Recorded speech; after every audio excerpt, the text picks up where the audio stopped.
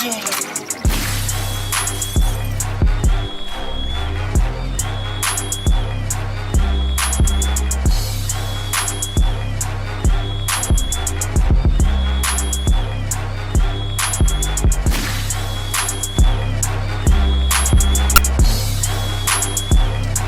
welcome to season 3 from Pierre's Panic Room, y'all. I want to say a shout out to all the folks that show me love on the street. Tell me y'all appreciate the show. Y'all watch the show, man. Tell me I'm doing a good job. Thank you. In fact, in the comment section, let me know what kind of guests, who you want to see, man. You know we got a dope show.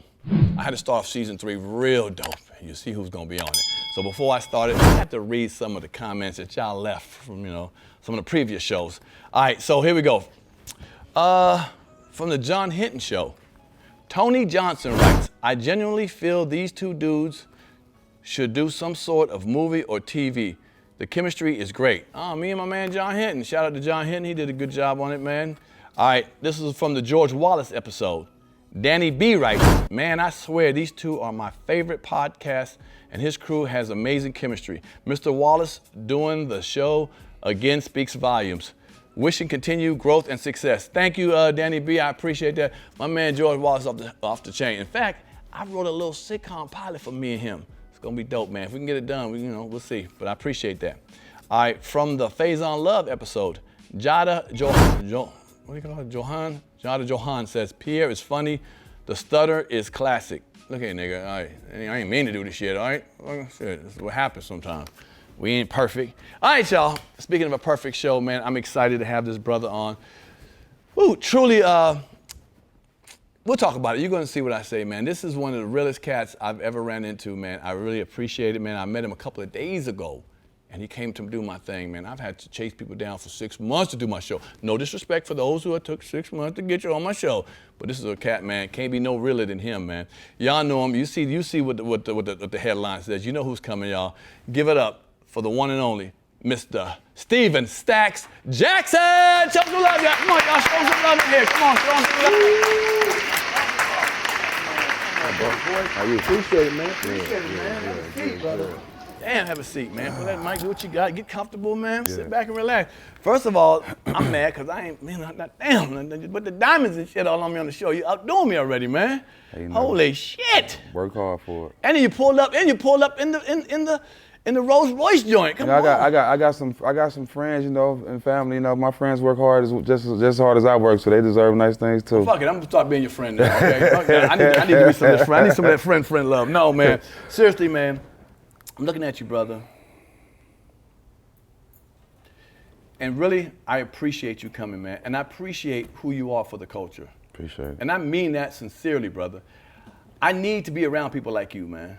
Real motherfuckers. You know what this business, you know how this thing rolls. Yep. And I went and did my little research on it because I didn't know you that well before I've seen you, but I didn't know you. So I did a little more research and I just felt the vibe when I first met you. I saw you, he just came back from the fight that was in a fight. Right. The double fight, okay? Right. We was back we went to see the Javante Davis fight double a couple weeks ago. Exactly the double right. fight. Yeah. But before that, I saw you at the weigh-in joint. I said, man, I like him. I seen him, but I didn't want to come up. You had a lot of folks around doing business. I said, I'm gonna settle back and run into you again. Then my man Kirkbone, shout out to Kirkbone. Shout out to Kirkbone. Yes, man, Kirkbone. He had a dope podcast. Check it out from DC, one of DC's finest. He was on it. He came and did it, and I slid by and said I want to get to meet the dude. And the vibe when I first met you, I just felt, I felt the real already. But then when I met you, I said, man, there's a real cat right here, and I love to sit back and talk with him. And I mean that the fucking real, man, because this business is something else, and the way you circumvent through this shit and stay real and stay who you are. Yeah. That's rare, brother. Okay, that's very, and being successful. Yeah, you've been around this business longer than me, so I take it as a complete compliment. So I appreciate it. Well, it's meant to be. All right, let's start back. Let's go back. Port Arthur, Texas. Yes, sir. Tell me your family structure. Mom, dad, in the house, my mom was everything. My dad probably lived 5 minutes away from me, but he wasn't in my life, especially as a kid. His sister and his two sisters made sure that I knew that they loved me. Okay. Right? Even though my dad wasn't there, that side of the family let us know by his sisters. Wow. My mom had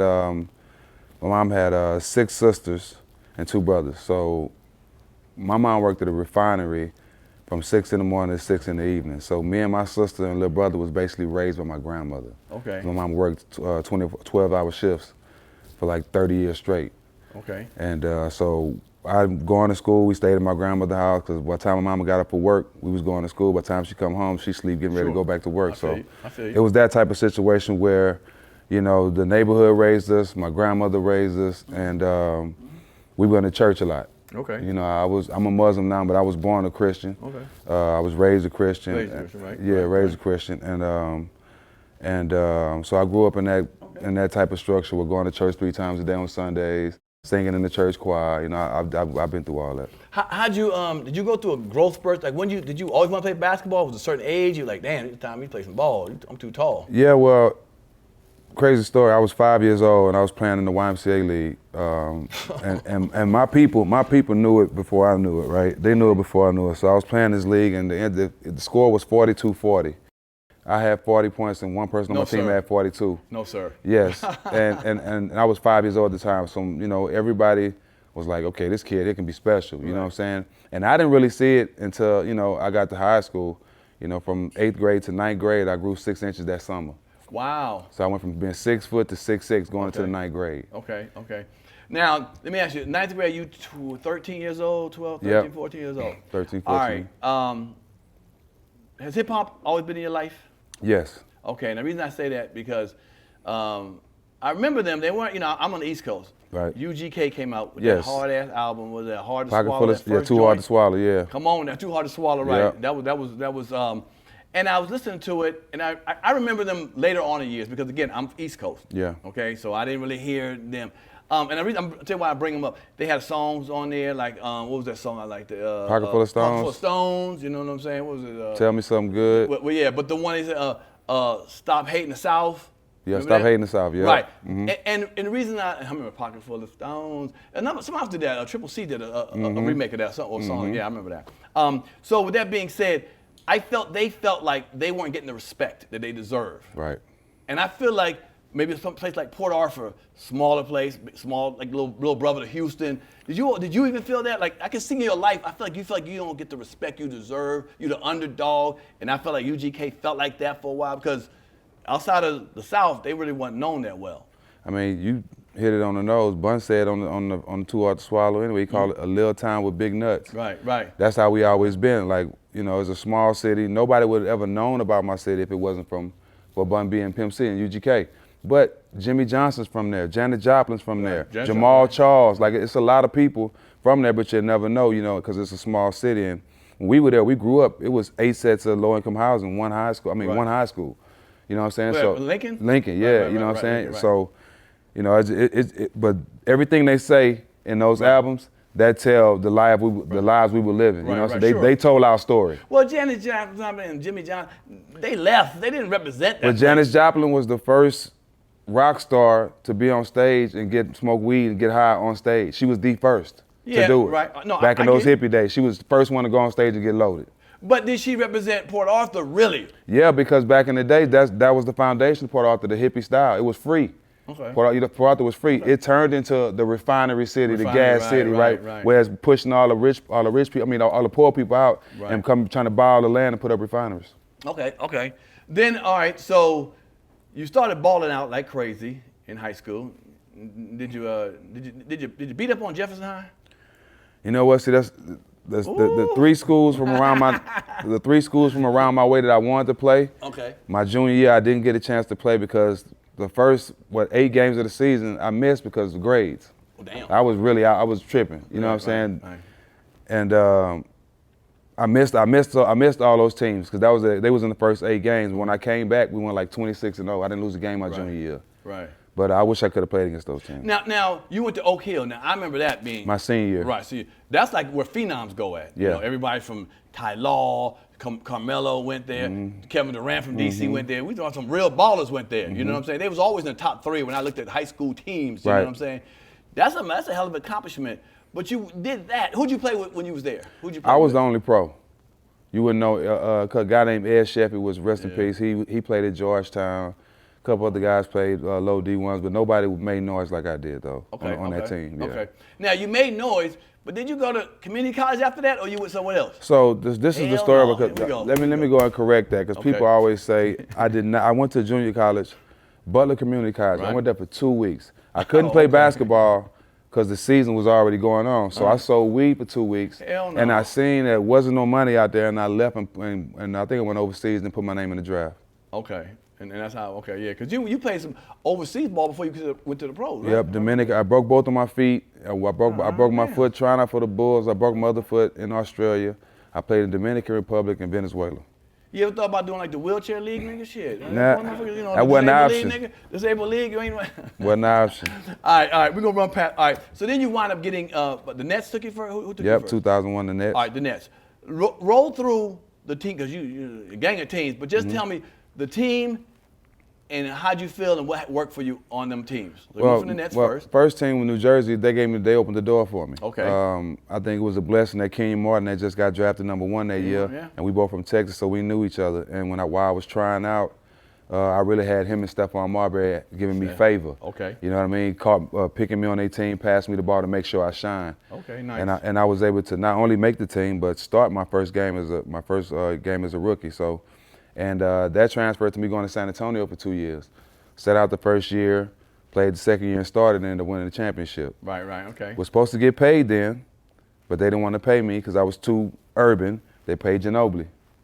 Whoa, too urban. I can see that. And if you look at doing them playoffs, I was a big reason why we won. Yeah, I was frying. Yeah, busting their ass. But I was too rough for them. You know what I'm saying? San Antonio, how that team is ran, so they were like, We'll give you some crumbs if you're going to stay. We're not giving you the big money. No, I'm not taking that. I like that. You know what? That makes sense too, man, because them boys I didn't hate to say, that's kind of square. You know, San Antonio. It's a tight ship. Yeah. They say that. No disrespect to San Antonio, but I've performed there many times. It's square. Okay, it's square. So I can see you. I don't know why they even drafted you, man. Brought you over there, man, because that wasn't going to be a fit, man. Not your style. Well, you know, when he said it, I was making the team. Right? He said, he came to me and was like, you're going to be on the team, we're going to sign you, but you can't smoke weed. Oh, hell. That's exactly what he told me. So he'd already did his homework on me. And you know what I told him? I won't smoke at all. And was smoking a couple hours later. Hell no. Yeah. I need it. So, you know what I'm saying? You a little rambunctious. You ain't you a line stepper. I don't feel like I have to compromise nothing. But what about the league? They say you can't smoke in the league, man. Bro, we weren't supposed to smoke then, but we found ways to do it.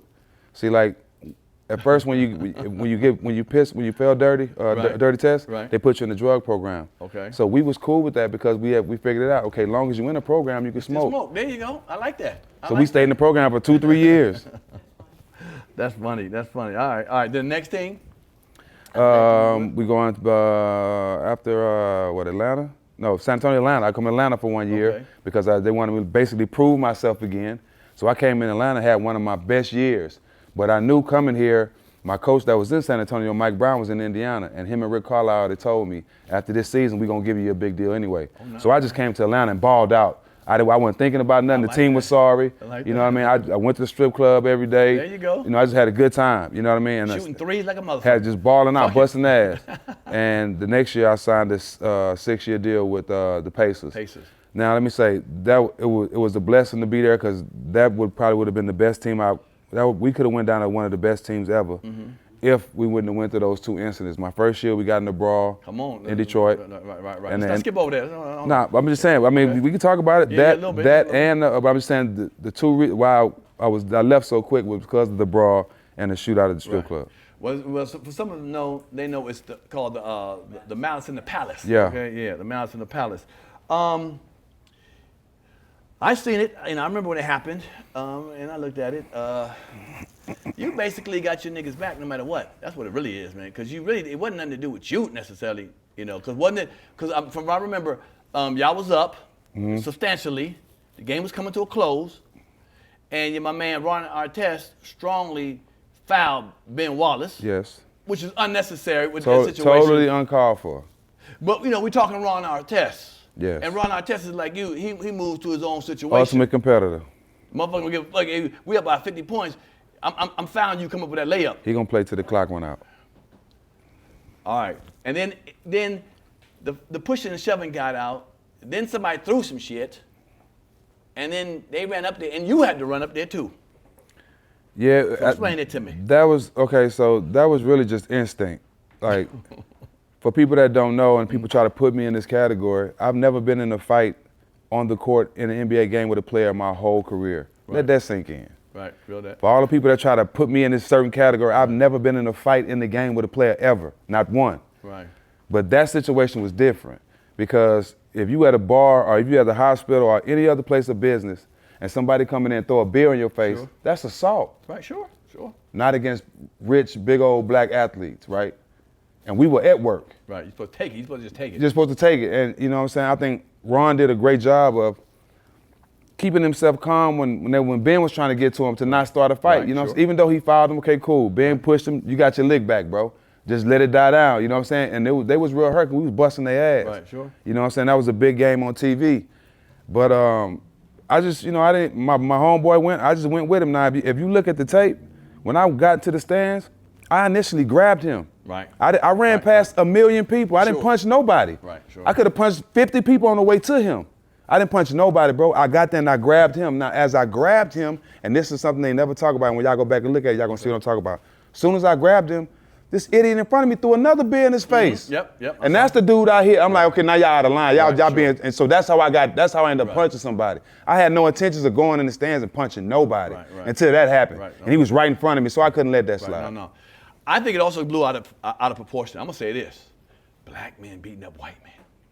It felt good to punch a fan. Fuck that. Right. But I think they made it into a racial. I think that's what made it so crazy. Not just y'all ran into. But they was trying to clean the league up. They was trying to clean the league up around the time. Remember they was talking about you can't wear Dickie suits. You had to take your headphones off when you walk in. Like you couldn't wear glasses. They was changing all that shit. You know what I'm saying? They was trying to change the outlook of the league. But that's just what it is. That's who we are. Right. Because Allen Iverson was one of the first ones I saw that the owner, Pat, I don't know the name, for the 76ers, told him he could wear what he wanted. Everyone had to wear a suit and tie. Remember that? And then he could wear what he wanted to.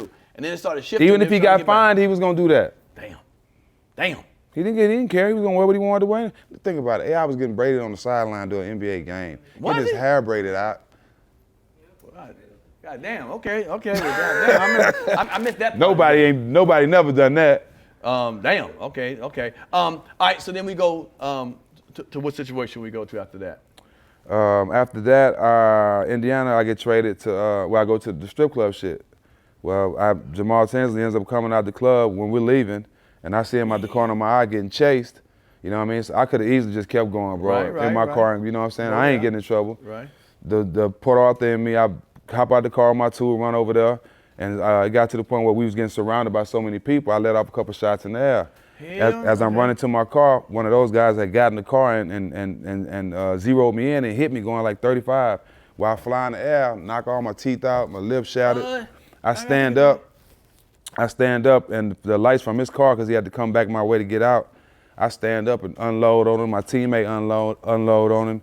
And I ended up having to have plastic surgery on my mouth for 8 hours with no anesthesia. And that was the second strike. So it was like, man, we're going to send this motherfucker to Golden State. Don Nelson loved me. You know what I'm saying? And he signed us to Golden State. And that was some good years for me because we made history. You know, we was the first team to beat the #1 seed in the playoffs. We beat Dallas. And it was special because Don Nelson, remember, he had that beef with Mark Cuban about getting paid. Yep. So his whole thing was, you know, like we'll be at my coach's house and we'll be smoking weed right in front of him, talking to him about basketball. That's how cool Don Nelson was. Really? Yeah, and he didn't care about nothing but beating Dallas. Right. Sure. Right. So after we beat them, that was his season. He didn't give a damn about nothing else, and that's just how it was. So we made sure we beat them. You know who I saw? The Redskins like that. As long as they beat Cowboys, they don't give a damn. They motherfucking go 2-14. They all right. As long as they beat the goddamn what's the name? The Cowboys. Come on, all right now. You a Cowboy? Yeah. Easy. That shit was so uncalled for Sunday. We should have just stayed home, bro. I can't even call y'all trash because the way we played. No. I ain't no Cowboy fan. I mean, I'm not what's the name? I'm not a Redskin fan. Commanders. Commanders, whatever the fuck. Yeah, Commanders. Well, okay, Commanders. I'm team light-skinned quarterback. So whoever got the light-skinned quarterback, that's who I go with. So you Mahomes. Right now, there it is right now. Mahomes. If he leave and another, I was play for the 49ers. Put his knee down. Kaepernick, my bad, man. Shit, I got a light-skinned frog right now. A light-skinned little, fucked up frog right now. My bad. Yes, that's my bad. So whoever's got the light-skinned as quarterback that ain't white, I go for them. All right. That's how I roll. I did. I'm loyal to that. How long you been a Cowboy fan? My whole life. Ooh. See, we used to come home from church, and my grandfather made, if you turn the channel, you have to turn it after Cowboys and John Wayne. He gonna watch both of them back to back. If you knew anything about the Cowboys, back then, John Wayne came on right after it every Sunday. Did he really? Yes. Wow, I didn't know that. I didn't know that. Okay. Well, So we had to in watch Port that. Arthur. That happened in Port Arthur, okay? Yeah. Yeah, but it ain't happened where I came from. Okay. Port Arthur for Fuck sure. John Wayne. Okay. Nah, fuck John Wayne. It was fuck John Wayne then. We just couldn't say that. Oh, okay. Yeah. Grandpa was gonna throw us out the house. All right, from there you, after the Golden State? Go to State, I go to Charlotte. Okay. That was probably my best years playing basketball. I averaged 20 plus both years. I brought Charlotte to the playoffs for the first time. Charlotte was, basketball-wise, right. I went to work at Charlotte. Did y'all have, what's the name in it at the time? Mama, Big Mama, fuck is wrong. Who? I'm bad with the motherfucking names right now. Yeah, I'm fucked up. What's the nigga, well, you play Mama, huh? The big dude from Charlotte, one of the best players that Charlotte ever had. He dressed up like my mom. He played like a grandma. Larry Johnson. Larry Johnson. God, nah, man. hell nah, that was way before you? Before me, yeah. Okay, my bad, We had okay. Gerald Wallace. MJ was on the team. Okay. Then, so yeah, it was. Okay. Yeah, All right. How was it playing with him, man? It was dope. I mean, I'm still sponsored by Jordan to this day. So you got to say good free shit. shoes and all that You got to shit. say good shit, right? And you know, he got me to the NASCAR shit. So you know, MJ don't fuck with too many people. You know what I'm saying? But for him to still consider me family and all that, and still take care of me, send me shoes all this time, you know, I got nothing but respect for him. Okay. So shoes get you the respect. I'm sending Hell some yeah. shoes for me, man. Let me tell you why. Growing up, not been able to afford the motherfuckers, and everybody got the J's.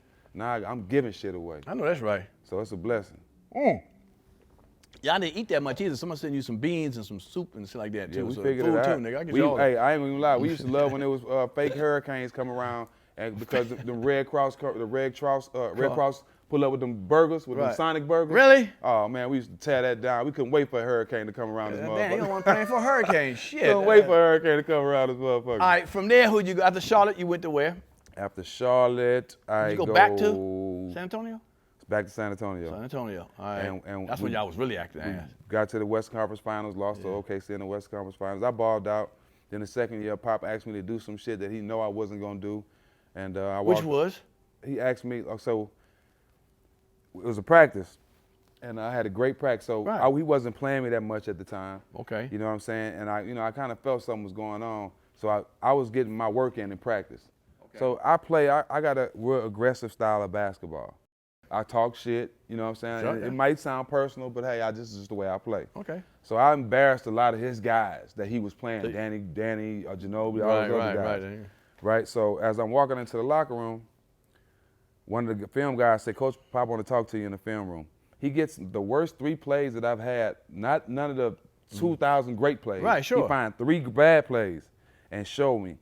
And he was like, you know, I think for the team, I'm going to call the team in the film room, and I want you to basically say that Danny and Ginobili are better than you so they can play well going into the playoffs because I'm going to play them. So bam, Papa's the smartest guy, one of the smartest people you ever meet. Okay. So he knew my response. That folk, let me tell you how he knew. Because Tracy McGrady had just landed to replace me. They had brought him in to replace me. So when he told me that, he knew I wasn't finna say that shit. Right. I said, fuck you, give me my $10 million you owe me, and I walked out. And Tim Duncan was trying to stop me on the way out, and I told him later. Right. But that was the situation. And that's why I left San Antonio. That was really the last time I played. So he knew how to get rid of you through yourself. Yeah. Boy, Pop, I got too much pride to say another one. When I just had 1,000,000 points in practice against the same motherfucker. Right. I ain't finna say that. Hell no. Perfect timing, Pop. Because I ain't finna say it. That's kind of smart, Instead of him trying to fire you, fire yourself. But that was some bullshit, though. Pop, that was on some. I get it. He know it's some bullshit because he told someone that's a good friend of mine that works at ESPN. He told her, if I had to regret any situation, I regret how I handled the Steven Jackson situation. All right, I respect that. And I never talk bad about him, but he know and I know. Right. That was some bullshit. Damn. Okay. And after that, we went where? Did we go somewhere? I went to China. No. I went to the Clippers for the Clippers. For like a month. Hell, I'm about to say you did. For like a month. I went there for like a month, and once that didn't work, I said, "Fuck, I'm done. I'm cool. Done? Yeah, I'm cool." I started. I went to some other shit. All right. So I can respect, man. That's a hell of a career. When you first got in the league, what was one of the, we talking about when the Nets got you. What did you buy? What did you buy you know, said, "I ride, nigga. I worked hard. Here's his contract." What was the biggest thing you purchased? No gas. The first thing I did was bought my mom and my grandmother a house. I bought my mom a house, built it. Bought my grandmother's house and built it. That was the first 2 things I got. Really? Yeah. Okay. Then for yourself, what's the first thing you bought? I don't know what was first. I just bought everything. Yeah. Really? Yeah. I fucked off. Yeah. I mean, coming from nothing, you're gonna make a lot of mistakes. That's the only way you're gonna figure it out. That's the only way you're gonna survive and be able to have longevity. You got to make those mistakes, and I made those mistakes. So would you tell out here, you know, would you tell a young brother who's getting into the league, he just got 10 million, 15, whatever it is he got, what would you tell him? Just work it out, nigga, just hopefully you'll be all right? Or what would you tell him? I would tell him it's different from 1997 when I got drafted. It's 2023. You got too many people teaching financial literacy. You got too many ways to get understanding about money and how to spend it and where to save it and how to put it in LLC. There's too many people talking about that today.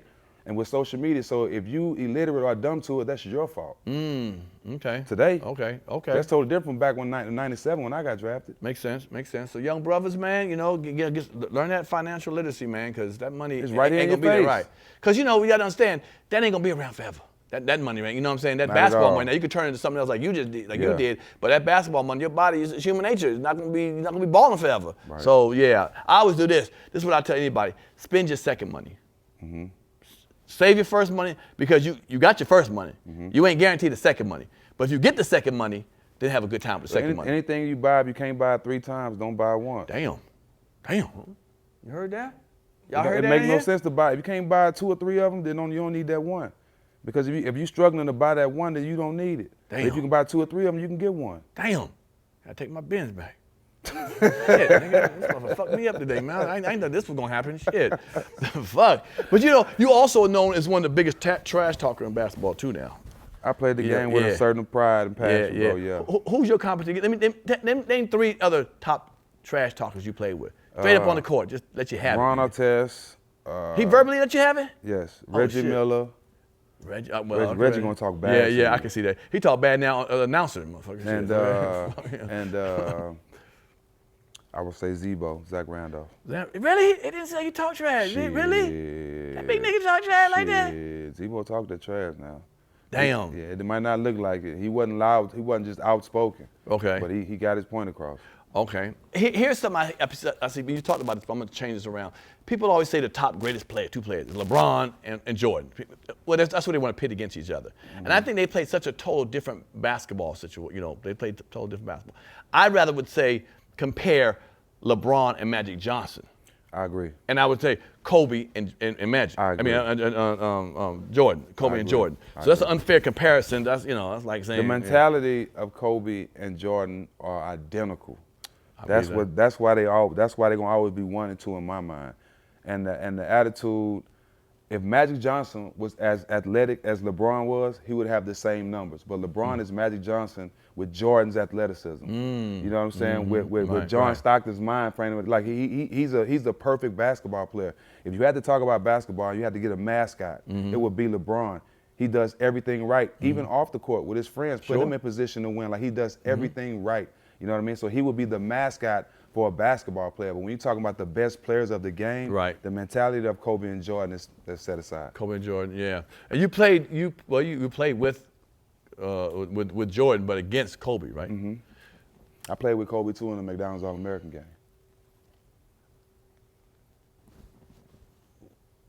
Let's play, 1 to 10. Who wins that game? Out of who? Kobe and Jordan at their height. Well, that'll be a game you have to say the 1st to 10. You can't say win by 2. Okay. Because if it win by 2, that game will never end. Right. That makes sense. The game will never end. So if I had to pick somebody that would win, I would go with. I'll go with Kobe. Kobe? What gave you that look? And I respect Jordan like a mofo. Kobe was a little bigger. He was a little bigger than MJ. He was a little bigger than MJ. Oh, really? Yeah. As far as at the end of his career. At the end of his career, he kind of bulked up a little bit. So I'm gonna say this: you knew better than I did. And I'm gonna be honest. I like my show. I keep it 1,000. I wasn't really a Kobe fan off the court. I thought he was corny. And be honest, corny. Hey, I don't know the nigga. You know, but I thought when he did the snitching thing with Shaq, I lost a lot of respect for him. I'm like, come on, that ain't no real rough. That's not what niggas do. Street niggas don't do that. And maybe I thought because he grew up in Europe. Now I grew up in Europe, but when I turned 11, I came to the States, so into the hood.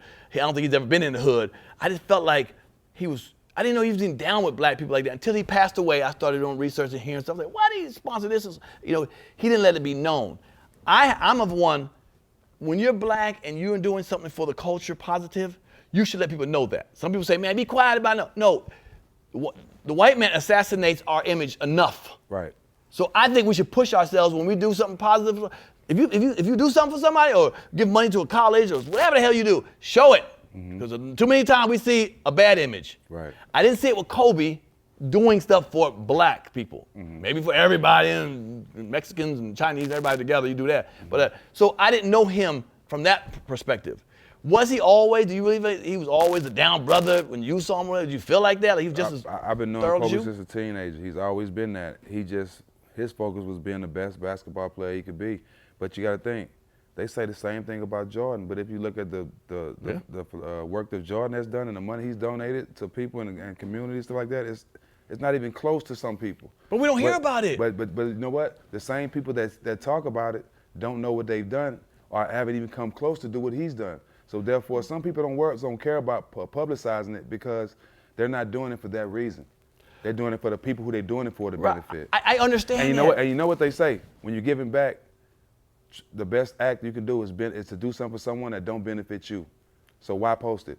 But no, hold on. I'm not saying benefit me, but I'm benefiting black men that we give back to people, our own people. We do stuff as a whole thing. I don't care about myself. But I shouldn't have to post me going out and taking care of people for you to feel like you have to do it.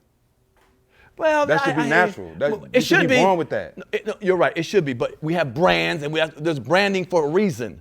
Okay, there's a reason we buy Jordan's tennis shoes because we see what he do. Right. So we know it works on the psyche of people. If I see you doing something positive, I want to be like you. That's been like that forever. Yeah, but it shouldn't be like that, but it is. I got to disagree because that's what's wrong with humanity. Like you born with a shit. heart. Sure. That's supposed to be instinct, like you blinking and breathing, like doing something or being nice to people, saying hello, how you doing? You're right. Like perfect today, we saw somebody come at a restaurant, a lady just walking by crying. Like, did I think twice? I just ran and bought her some food because I knew she was in a situation she couldn't control. Sure. So it shouldn't have to be somebody else doing it. We should be born with that instinct. You know what I'm saying? I feel you. And it's sad the world we're living in that somebody got to see it to want to do it. You know what I'm saying? And then, you're right though, but you're exactly right. That's the world we're living in. The only way you think you can be great is if you're seeing somebody else be great. No, it's in you. Everything you need to be great is already in you when you wake up in the morning. You don't need nobody to tell you. You don't need no Instagram post or nothing to be who you want to be or somebody to tell you you're great already. It's in you already. And we have been brainwashed to think that somebody has to tell us we're great before we believe it ourselves. I like that. But my point is, we have enough assassinating our image, man. Every day, a black man is put on something, doing this wrong, doing this. We see it all day long. True. We're fighting that system that's putting us as a negative. Yeah. How do we say, hold up, motherfucker, we do better. We do good now. Or do we just say, man, we do good. Why? That's what I'm saying. It's not about you saying, Pierre, you did good. Just to say, man, we do look out for each other. How do I know if we look out for if we don't tell nobody? Again, I'm not saying every act you do like that. What you just said with the lady, you ain't gotta tell everybody. You ain't gotta post on Instagram. Yeah. But if you about to donate $100,000 to a college, black college, why can't we know that? Steven Jackson did that, man. And you know, you're right. It's good to know, but everybody don't want to publicize what they do. I get it. Yeah. I see that. I mean, I understand. You know what I mean? But yeah, I hear you. But you're gonna find out if I do some shit. We need more. We need more positive images, though. I get what you're saying. We need more positive images, but it's just not like that. Right. You know what I'm saying? Right. They definitely don't push that. All right. Now we're gonna move off of basketball. Shout out and give props to you for being the Coach of the Year for Big Three. Oh, appreciate two it. champions. Appreciate it. You went off and did that, man. Thank you. One thing I like about you is you ain't stopping, brother. You ain't. What they say in the old days, you ain't letting no grass grow under your feet, man. You just keep on moving, brother. You know what I'm saying? You got to make the most of this time you here. You only get one life. I've lost a lot of people close to me, man, and I've lost to my little brother, and my little sister in the last 5-6 months, and I've been getting more and more clarity and more drive to be greater for not just my kids, but my brother's kids. I got more and more responsibility. So at this point, I just want to continue to show Allah that I deserve what He blessed me with. Right. Because a lot of people don't get these opportunities and positions. So that's what I'm on. And I'm gonna go into that. I'm gonna go on this right here first. Describe. Take your time if you want to. Describe your definition of love. If I love you the way I love, then I'll die for you. And I don't think it's really nothing. Well, no, let me say that. I will live for you and die for you. If I love you with the love that I have, I will live and die for you. Either way, it's for you. That's the best way I can explain it. This is a crazy question, I'm quite sure, but have you loved somebody, really loved somebody, and they took advantage of it or they hurt you? Yeah. Hell yeah. I mean, yeah. So they didn't reciprocate the way you thought. You were surprised that they didn't do what you know. Yeah, I've been hurt by women. Right. Yeah. I mean, if a man say he ain't been hurt by women, he gay. Oh, right. Okay. Well, Yeah, I've been hurt by women. I've been hurt by women. Yeah. I've been hurt by women before, but you know, I got my fault in it too. You know what I'm saying? So that's not really nothing to deal with as far as losing someone's life. You know what I mean? A life. What about a man, bro? Yes, I've had my friends, close friends, who I considered closer than some of my family, do things to hurt me to the point where it changes you. Yeah, I have. Really?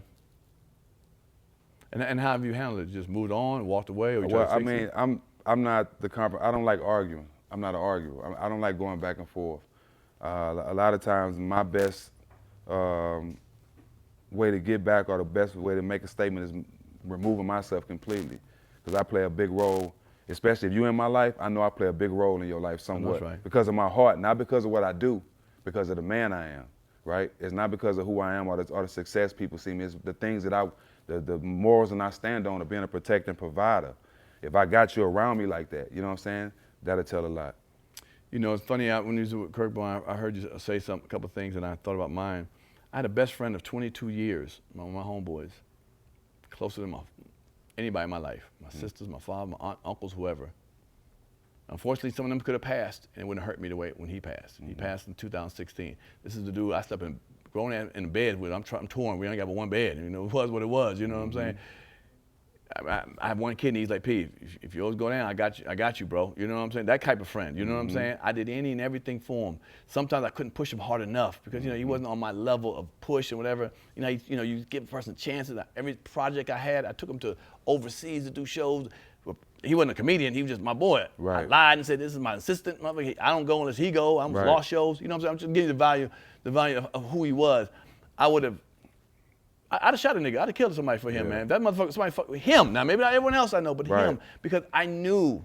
I saw him cry, you know what I'm saying? His father didn't love him. His mother didn't love him the way he wanted to, and I just felt for him, man. And he passed through, like, cardiovascular disease. One day, boom. And we had argued because I stayed at his house for a second because I was in between transition, and he was about to get evicted. He didn't tell me a month later. And I'm like, oh, you can't tell me Sunday we getting evicted. Wednesday it's Wednesday. But he was afraid. While he told me, he said, man, the reason I didn't tell you because we stopped talking. I was pissed off. Like, come on, you keep doing stuff, fucking up. And I said, why would you do that? Why would you leave me in a situation like that? He said, man, I just didn't want to hurt you, man. I was trying to get the money, my half of the rent, blah, blah, blah. Oh, I was just like, oh, man. So we just started talking again after 8 months, and then he died like a month and a half later. I felt so guilty that I let 8 months go by of me being pissed off, you know what I'm saying? And even now, I'm with my success. Even with this right here, I'm like, where's my boy at, man? He's supposed to be here with me, man. Everything I get, I feel semi-empty at times, man. Like, fuck. This is my motherfucker, man. Why ain't you here, nigga? What's wrong? I know people longer than him or whatever. You get what I'm saying? And I heard, your situation, man. I just can't, I can imagine, but maybe not the same, but, losing your brother, man, and I look at some of the pictures of y'all when I was younger, like, damn, homie. Yeah, just think, you saying that all the success and your friends not here. My older brother got killed when I was 16, and I've been saying those same words. Damn, like all this time. Damn, even with before my little brother passed, like damn, big bro's supposed to be here living his life. You know what I'm saying? Now I'm saying this about my little brother. Like damn, I need him more than anything. You know what I'm saying? Right. Oh. Understood, brother. Trust me. I've been there too, homie. But Yep. What can we? That's a part of life, man. And yeah. You know what I'm saying? It's just a part of life, bro. You got to deal with it, but at the same time, you got to keep going. You know, everybody gonna deal with it some part of life. Everybody gonna deal with death. Everybody gonna lose somebody close. You know, it's just that. How do you feel my brother, my brother died on my older brother's birthday. My brother's viewing for his funeral was on my mother's birthday. Mm-hmm. So, you know what I'm saying? Right. It was just a tough reminder. time. Right. Always a reminder, man. Yeah. Is there any way we can get over this, man? I mean, I'm not. I know I'm not. Been my best friend since I was 3, so. Yeah. I ain't. I mean, I get through it with putting myself in positions to be there for his boys. I can do a lot of great things for his kids and make sure they straight and make sure they're gonna be in position to be successful. You know what I'm saying? And I'm comfortable with. I think Allah that I'm in a position to be there for them. Can you enjoy your success? Can you really fully enjoy your success, man? That's a burden that we carry like a motherfucker. Yeah, I have to, because stress will kill you. My mama can't go through this again. I gotta find a way to do it. Right. You're right. But yeah, I ain't gonna lie, man. There's sometimes, man, I get this is like a newfound success, you know, this version of it, man. And I just, you know, I'm just saying I'm tired to keep thinking about him, you know. It ain't gonna never get better, bro. Yeah. I just get tired of thinking about him. You know what I'm saying? It ain't gonna never get better. I worked too hard. This second time around was for him. Mm-hmm. I swear to God, you know, I was like, I'm gonna get you a house, a car, you know what I'm saying, so you can live decently, man, because he came from a bad background too. They didn't have no money, and father had 17 kids and shit, you know what I'm saying? I'm like, never got a fast shot. Yeah, you know what I'm saying? And he got menial jobs and shit, man. I was like, come on, Joe, man, and whatever, man, whatever. It's all good. All right, let's just move on. I heard you mention a rapper named Mozzie. Was it Mozzie? Yep, Young Mozzie. Young Mozzie. You know, it's funny. Before he passed, I started following him on social media. He always in this area right here. Of course. I remember he got shot at Waffle House right beforehand. He recorded studio. He recorded it right up the street. But here's a question I'm gonna go into about that with him. He was flying flashy. Mm-hmm. He had that mouthpiece on, like "Come get me if you want me" type of shit. Mm-hmm. And unfortunately, you know, he got killed at that pizzeria in Edgewood. You know what I'm saying? I actually went to that pizzeria afterwards, you know, just to see it and eat there, but just to feel like, you know, this is where I didn't know him. I just saw him online. You know, he'd come up all the time and shit. And I was like, damn, you know, my man got mouth. You know, he just a pop. You know, trying to get his thing on. Yeah. And after he got shot, he still had mouth. I was like, God damn. So my thing is this, man. With these young cats, I feel like when I was growing up, rappers try to act like gangsters. Now we got gangsters who are rapping, or gang members who are rapping, straight up, and they're killing each other. I feel like it's the devil's plan, man. What is it, man? Why cannot we not stop these young kids from arguing online and then killing each other? Because I'll say this one more thing. Last thing I'll say. Because YouTube, they will let you pull guns, kill your ops, shoot you in the rap videos. I'll kill a nigga, shoot a nigga, and they're actually doing it. Let me say I slapped one of the LGBT people, and them think they won't yank that motherfucker off or kill a gay, you know, a person like that. Mm-hmm. They would yank my video, cool, clean, you know. But to see these young brothers talking that shit, and it's really happening. It's not like they just bullshit. They like they go on 9th Street. I shot a nigga last week, and last week the dude got shot. Mm-hmm. What's happening here, man? What we doing here, man? I mean, that's you know, that was all part of their plan to turn us against each other. But we've been so brainwashed that we think we have to be in competition, and it's enough for everybody out here. And that's the mind frame that all of us in. You know, it's like a crab in the bucket mentality in all our neighborhoods. Instead of understanding that, bro, it's you do this, I do this, you do that, and we all come together, we all win. But we wasn't shown that as kids. You know what I'm saying? It was never nothing that showed a show that showed 3 brothers living together, all doing 3 things and all being successful. It was never a show like that. It was always of us scraping and and just trying to compete with everybody. Everybody in competition when it shouldn't have been like that. So that's been our mind frame, man. And I think, you know, we have more young black millionaires than we ever had in time right now. I'm talking about just so many I'm talking about youngsters, 25 with millions. You know what I'm saying? And not from sports, from other things, from music and other things. So I just think the fact that we're getting money right now, and a lot of us getting money at a young age, the mind frame has to change somewhere. You know what I'm saying? Like, my whole goal was to get out and not have to be in the ghetto. Don't put myself in situations, I'm successful enough where I don't have to put myself in situations where I can end up shooting somebody or fighting somebody. I'm in control of my own life, my own narrative. But these kids need to understand, okay, y'all making this money at a young age, you gotta start being smarter. You can't make the money, then all of a sudden turn gangster.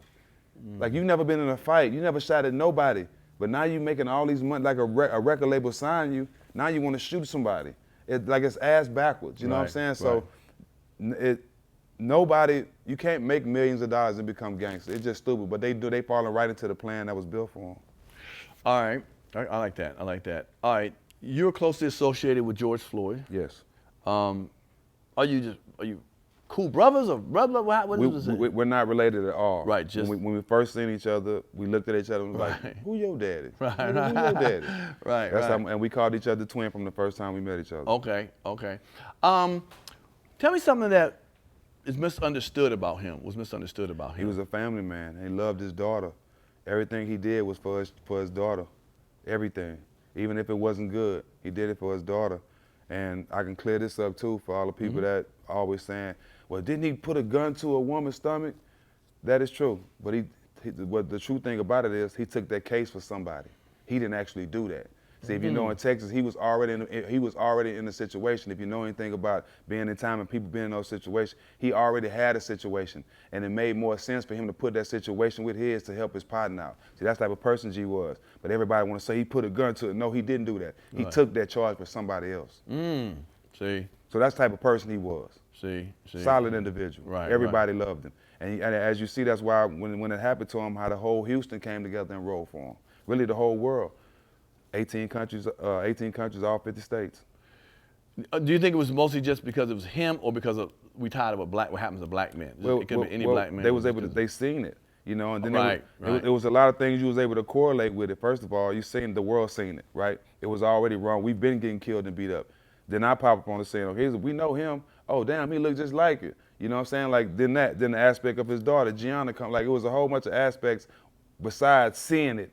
Now you're saying he got a friend that's in the NBA. Now you're saying his daughter. Like all these things, be like, damn, they really killing people like that out here. You know what I'm saying? And then what was crazy, it's over 1,500 to 2,000 people have been killed since George Floyd. So, and it just ain't publicized. Yeah, you know what I'm saying? So a lot of things have changed since George Floyd, but we still don't have change. That's real. That's real. I heard recently, I don't know how recently, but you converted to Muslim. You said, are you talking about earlier? 2 years ago. 2 years ago. You know, going on 3 years. 3 years? Okay. That's a serious commitment. You know what I'm saying? Was it something that sparked you to do that?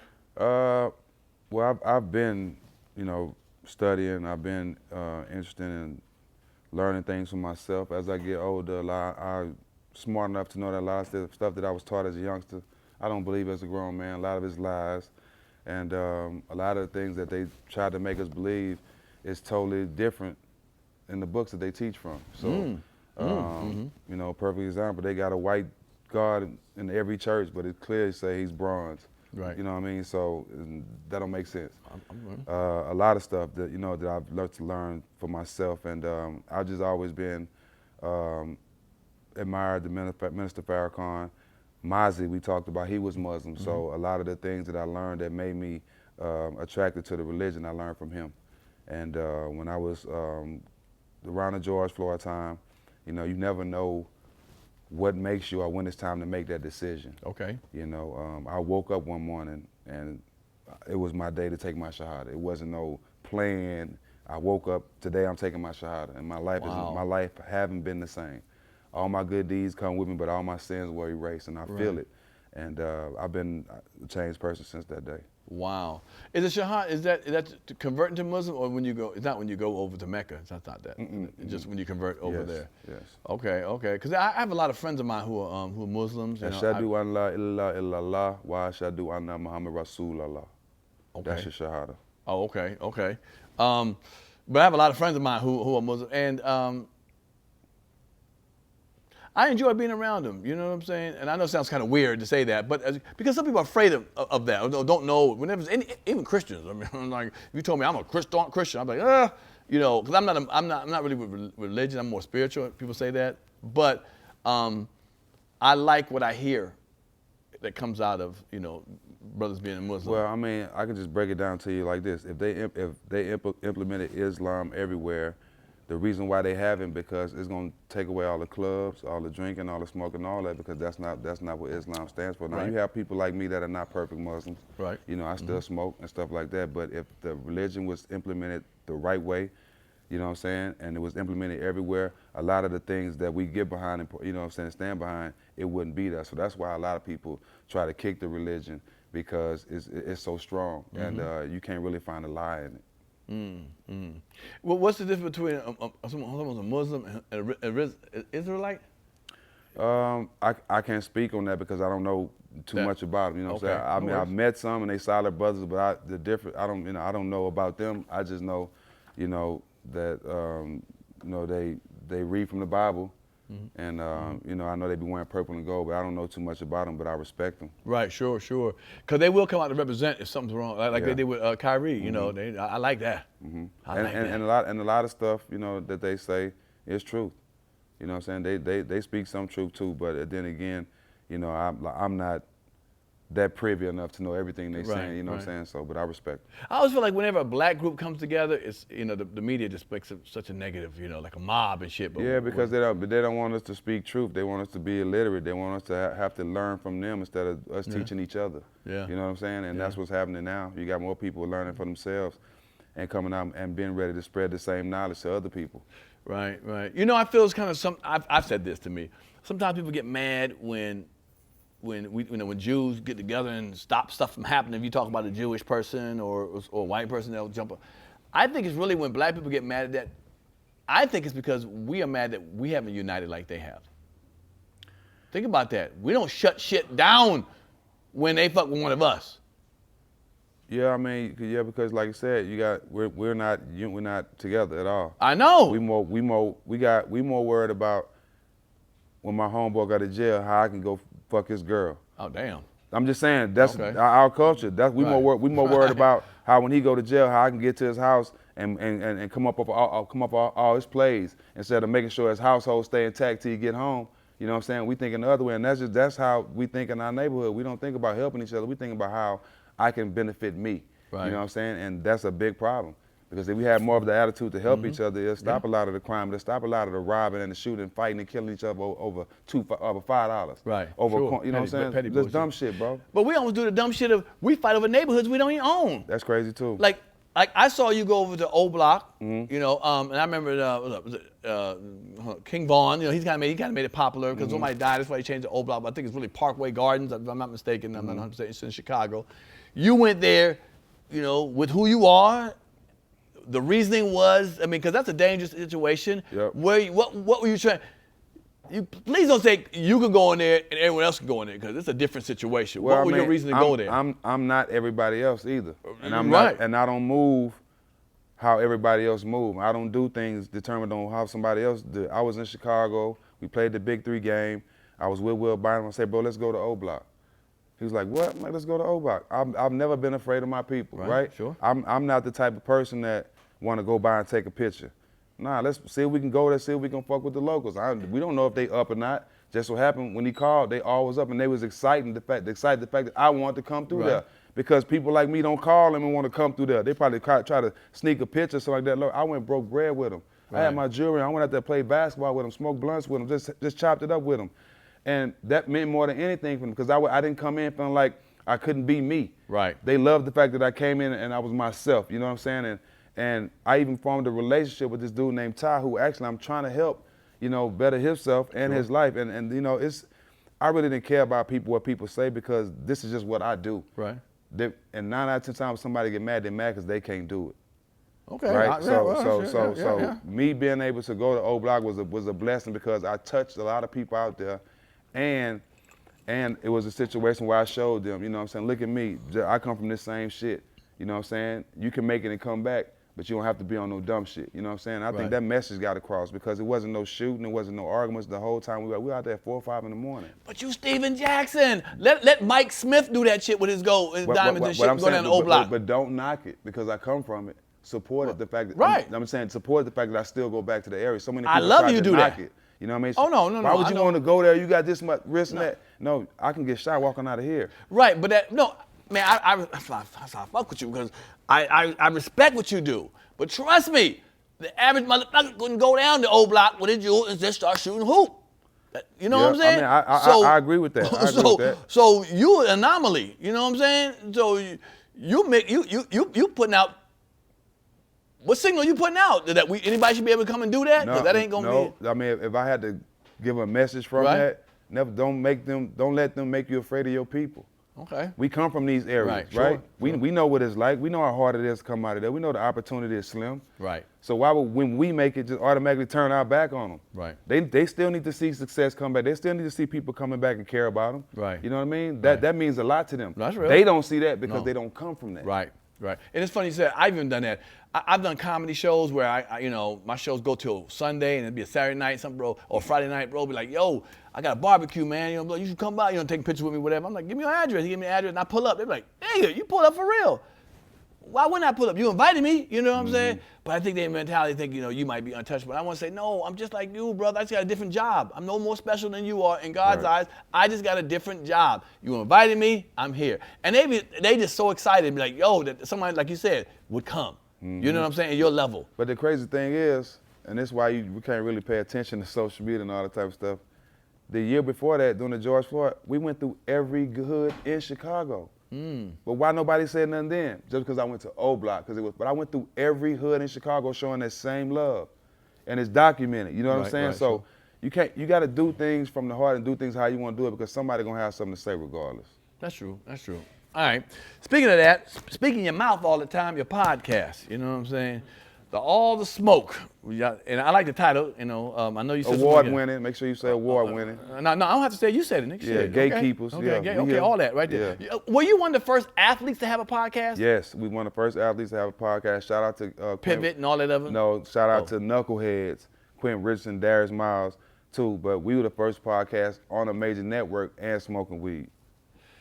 Is that why y'all wanted a podcast just so you can smoke weed, motherfucker? Well, no. We wanted a podcast because me and him both were doing ESPN and Fox, and we were killing all their shows. Okay. So we sat down You while and we Matt were Barnes. smoking. Matt Barnes. Me and my brother Matt Barnes, shout out Matt, and we was like, we need to do a show. Matt had all these connects with Ellen Reckerton, who started Red Table Talk, and she had a relationship with Showtime. And once we pitched the show to them and what we was thinking about it, they fell in love with it because they didn't have anything going on at Showtime basketball, so we didn't took over that. What did you pitch? Nigga, we're gonna smoke weed and say shit, talk shit. Well, at the time, like I said, me and Matt were the two hottest basketball players on TV. Oh, well, that's what ESPN it is. Okay, and no Fox. matter what y'all. And we came together and it was like, shit, we could take y'all and have our own show and be uncensored because that's what me and Matt wanted to be anyway. Right. That's what we've been our natural selves, so it all worked out. Good. Speaking of Matt Barnes, I saw him. You know what? I like Matt Barnes. One of your light-skinned brothers. Right. I'm about to say, did he help lift up your mindset of light-skinned brothers? Aren't we rowdy too, nigga? What's up, man? Fuck a nigga up for real, right? He's touched. He got problems. That's what we do. That's one of the smartest light-skinned people you ever know. There you go. That motherfucker crazy. Shout out to Matt Barnes. Matt crazy, bro. Yeah, Matt, is he? Yes, Lord. Yeah, that's why we get along so well. You know I love it. We both a little off.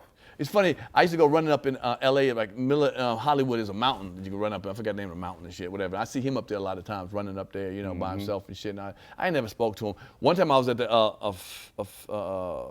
Falcons, not Falcons, fucking wrong, the Hawks game, and the owner gave me I got his owner's seat, so he sit right next to where y'all check in at and shit. And he came by and dapped me up. That was kind of cool and shit. Yeah, he's solid. Yeah, he's solid. I was, all right, fuck, light skin to light skin, you know what I'm saying? Whoop. I think he only hit for like 3 points that game, so I was kind of embarrassed with him. Yeah, he probably was out there just playing defense. That's why he was doing fuck it, Yeah. But that's the truth, though. Trying to stay out of fight, probably. Yeah. Like, in fact, speaking of not fight, but Kobe was that was the last interview on y'all show. Yeah, man, that was a blessing, bro. Wow. Me been knowing him all this time, and we was like kids in the candy store on our way to go see him. Like, man, we can't believe Kobe on the show. And it meant even more the fact that that was his last interview, bro, because nobody expected that to happen. He seemed like he was just untouchable. What is your approach to an interview? When you do interviews, how do you even approach it? You and Matt? We do our prep. You know, we go over the questions. We do our prep, and we just rock out. It's nothing scripted with us. Right. You know what I mean? We go with the flow. I think we do a great job of tag teaming. Y'all do. As far as him leading and me, you know, coming in and entertaining and keeping the show The white going. man got to lead first, you know. You know what I'm saying? And I think that's why we're so successful, because we are starring each other's role. I know my role, he knows his role. There you go. We're not trying to overshadow each other. I tell people all the time, when we have meetings for all the smoke and I can't be there, if Matt is in the meeting, then I'm in the meeting even if I'm not present. Yeah. There it is, because he knows how you would think too about my guy. it. Beautiful, beautiful. Who has been some one or two of your most surprising guests? When I say surprising guests, you didn't know what you was getting into, you know, come on, and then you got in, you're like, you know what? Either like, I didn't like this motherfucker, or this motherfucker was cool as fuck. I didn't even realize you were gonna be like that. You know, what was that? And I haven't been a guest yet, so you can't put me on this. I get that. Yeah, it's coming. It's coming. I think for me, Shannon Sharp was a great interview. Obviously, he's a guy I worked with before, but I learned a lot about him and the type of person he is, where he's from. Also, Chandler Parsons. I remember him. Especially the reason why his episode was special with me, because I used to kill him. I'm talk about him a lot, because he was making all that money. He always stayed hurt, never played, and like we had to scratch and grind for our bread, you know what I'm saying? And as I became an adult, a man, you know what I'm saying, with kids and understanding and putting myself in his shoes, you know, I had to apologize to him, because he wasn't he didn't ask to be injured all the time. Like, it was just unfortunate situations, right? And when I had him on the show, it did a lot for me to be able to apologize to him on camera and tell him, you know, that wasn't really personal. It was just the fact that I knew I was working hard. You know, how you feel they give white people shit in it, you know what I'm saying? Sure. But I apologized him, because he was actually a great player, and it wasn't his fault he was hurt. You know what I'm saying? But that show with him and the stories, the Kobe stories he told, I think that was some of the special ones. Okay. I'm gonna name some names, quick names. Just give me what you think about them, how you think, you know. We got a show here called Comedy Hype News. Yeah. And I was one of the first ones put on the show. It's basically like a first take. We got females, you toss it up to, comment, and I'm on one side. And I was brought in to be the Stephen A. Smith. I say Stephen A. Smith, what comes to mind? I love him and I hate him. I've heard that a lot about me. Yeah, I love him because he opened the space for a lot of us, you know what I'm saying? And he say a lot of things, and he's very knowledgeable of the game of basketball and what he does. And we work with him a couple. I have a lot of respect for him, but I hate him sometimes too, because sometimes he go a little bit against the grain. Right. You know what I mean? But the respect will always remain. Right. Against the grain, because I remember things about me. You know, sometimes people tell me, and I'm glad you're here, because you're such a real dude. Like, does it always have to be black is right, even when black does wrong? Right is right, wrong is wrong. Okay. There ain't no color to it. All right, there it is. But if you say, my man's wrong, he black, when I say it, it's your white side saying it. I'm like, nigga, no, he wrong. He wrong for what he did. That was foul. He killed 8 people, and I don't give a fuck if they killed us before. That's wrong. But he was wrong. The white man killing 8 black people, and this brother killing 8 white folks is wrong. But when I say it, it's my white side. Yeah, we don't actually have a total of numbers we need to kill them to be equal. Right. So wrong is wrong, right? You know what I'm saying? It's wrong, period. Right. And it's funny when on that show, I go against the grain at times, and people say, you a get along nigga. And I'm like, hold on, I'm on a black show going against what the rest of them saying. That's not a get along, unless you think I'm getting along with white folks. But if I go and say everything about is right on this podcast, then you like me. I guess I'm not getting along, but I am getting along if I'm going wrong against what I believe in. If you know what I'm saying? So I think Shannon, not Shannon, but Stephen. I think Stephen A. Smith, maybe he just, believes this is what it is, and to him it's wrong. You say no?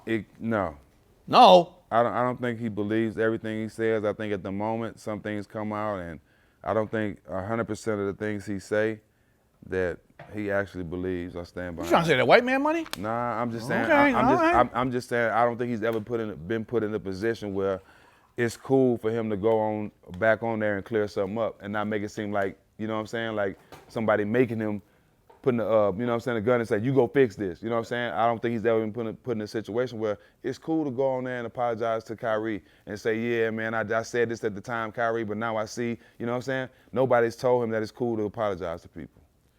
But you're thinking he should apologize. Why do you think I shouldn't That's apologize? why I say I don't agree with a lot of things he say. Right. You know what I'm saying? You know, even with Charles Barkley, when you call other black men idiots, like how can you call this man an idiot when he's smart enough to make millions of dollars and change his family's life? He's smart enough to be one of the highest selling shoe salesmen in sports ever. Sure. You know what I'm saying? So how can you call this man an idiot, a black man an idiot? Like that's the type of stuff I don't understand. Can you call a white man an idiot? If he did that, he would never do that on TV. Ooh. He would never do that. Ooh. Has he? Charles. Has he? No, he's never called a white person an idiot on TV. Yeah. In that case, And I don't think he will. But we comfortable insulting each other. Right. That's real shit. That's real. Speaking of that, Skip Bayless. That's a wild dude right there, homie. Skip Bayless, too comfortable. Ooh. He's gotten too comfortable with his insults. I like that. Because the DeMar Hamlin, he tried to clean it up. If it was Tom Brady, he would have chosen his words wisely, point blank. None of those words, if Tom Brady would be on that field, he would have chose every word wisely. Shut the NFL down. Let's not ever play again. Like it would have been a total different tone coming from him. And we wouldn't have to question nothing he said. It would have been clear as day. You know what I'm saying? Oh yeah. So, and just a perfect example. You've been in comedy how long? 37 years. So when you go on stage on one of your bits, and you know exactly what you're saying and what you're trying course. to set up before you do it. So as a writer for 40-something years on the highest level, when you write something and post it on social media, you know exactly what you're trying to say and get across. So that's why I was standing with him. You can't fool me, Skip. You've been doing this too long. You knew what you're saying, but it backfired on you, right? And that's the situation there. So he just getting too comfortable with disrespecting us, and especially like how he did Shannon on the show. He got to tone that down. You think he'll change? Because it didn't work Well, for him. he said he stand behind his tweet, so obviously he's not going to change. Ooh. But I think if our support changes we change with supporting him, I think it will. But it ain't genuine, so why would we want it? Right. Don't you sometimes want to know, what the enemy look like without, the motherfucker? Nah, just stay away from me. Just stay away Damn. from me. I don't have to be around you. It's nothing saying that I have to be around you. It's not nothing saying that I'm going to breathe better if I go around a certain person. No, I'm straight. I don't have to be around you. Just stay away from me and I'll stay away from you. And I'm not going to demean you in no type of way. Right. I gain nothing from demeaning somebody. Right. Just stay away from me. All right. What about Shannon Sharp? Shay. I talk to him all the time. George Floyd, anything I'm going through, even with my brother, like him and Dion being two people that's been there for me, that's always calling and checking on me like they real uncles. Right. Like real uncles to me. I was going to say about Dion, but real quick with Dion, did he come in there in the HBCU saying we need to stick together as black folks and black players don't need to run out to these white schools and shit? I thought I heard that maybe. He did say that. Right. And, then, he did what he had to do, I guess, and then he moved on. He did what he set out to do. Change HBCU football. He's done that. Do you think it's changed? He's definitely done that. Well, when he leaves, I think it's going to go back to what it was. I don't think so. I don't think it will because the coach that's coming in for him, he has the same. He might not be as big of a name as Deion Sanders. But that was important. But he already laid the foundation there. Yeah, but the fame is important. ESPN ain't gonna hear what's the coach name. I don't know the coach name. Coach X. Taylor. If it mattered, you would have seen all those players leave and try to follow Deion. A lot of those players still stayed there because for what the foundation he laid, that's why they wanted. They wanted opportunity. They got a chance to be somebody. They got a chance to be on TV. You think he could bring all those players with him? Deion. He could have the whole team over there. Bro, he picked his guys. But I'm just saying, all those guys could have jumped in the portal. Right, I and get went to it. a different school, if not the school with Deion. But they wouldn't have got what other team? I think they were good at HBCU. I don't know if they could have been good on the Nebraska and the Georgia teams and stuff. I don't know if they could have moved up to that portal. But see, that's the same thing. See, that's you saying the same thing they say. I'm asking. I don't know. No, they can, and that's what Deion said. Okay. I'm showing you that these kids can play on the next levels, but they got to get the opportunity. They got to get the facilities. They got to get the same care. Like these big Power 5 schools got 4 or 5 saunas, 20 massage therapists. Like it's set up for them to succeed. But at these black colleges, HBCUs, that's what Deion was showing them. Like, y'all want these kids to be successful, but y'all not giving them the means, the things they need that these other schools have. And that's why it's not the talent why they're ahead, it's what they have accessible to. It's not the talent. You were tell me you win a championship because you got a sauna? Come on, man. I'm telling you, dog, believe it or not, That's I got a sauna, shit. That means more than going home and have to put your own ice bag on. I know that's right. I know that's You see what I'm saying? I'm with you, yeah. You have more things accessible to make you better at those Power 5 schools, and that's what Dion was saying. That's exactly what he went to show, and he did that. Okay, all right. Let's switch on to boxing, because I'm a huge boxing fan. Yes, sir. I just seen your head pop up in boxing recently, so yes. I don't know how real you are. I'm at all the boxing fights for the last probably 8 years. Okay. You had to be a fight fan before those 8 years, so yes. you know 80s boxing, 90s boxing, yes. you know that kind of... I know a little bit of that. My boxing, I started going to fights around 2005 and 7 when I started making money. Me and Al was taking turns buying each other floor seats. Me and Al Harrington. Nice. Every fight, so we was taking turns, so we did that for a long time. That's that baller shit right there. But now I go to fights because I work for Showtime, so I got the best seat in the house for free. I know. I had a what do you call it, a pass? I had a media pass, nigga. And I couldn't get close to you. I was like, about bitch. I was like, that's him in the green shirt. No, I know him in the green sweater. I know him back in the shit. Just talked to him yesterday. Yeah, I know. But no. Okay, so I saw you at the Gervonta Davis fight. Yes, sir. And I saw you at the fight. Yes. Why you always around some shit, man? See, that's why I posted that video for clarity on my Clear it page. up, man. A couple weeks ago, where Gervonta Davis had a big fight. For those who don't know, y'all know who it is. And there was a fight broke out in the audience. They had to stop the fight. Yeah. And I looked around, because I had just left, started going up the steps, because I thought it was going to be a decision. Because, you know, he was drinking. And I said, it's going to be a decision, so, you know, let me go get him out here before the crowd get crazy. And I got outside. Right when I got outside, somebody said, a fight broke out. And I'm thinking, oh, they really started fighting. And the nigga showed me the footage. I said, who green sweater? This nigga out here.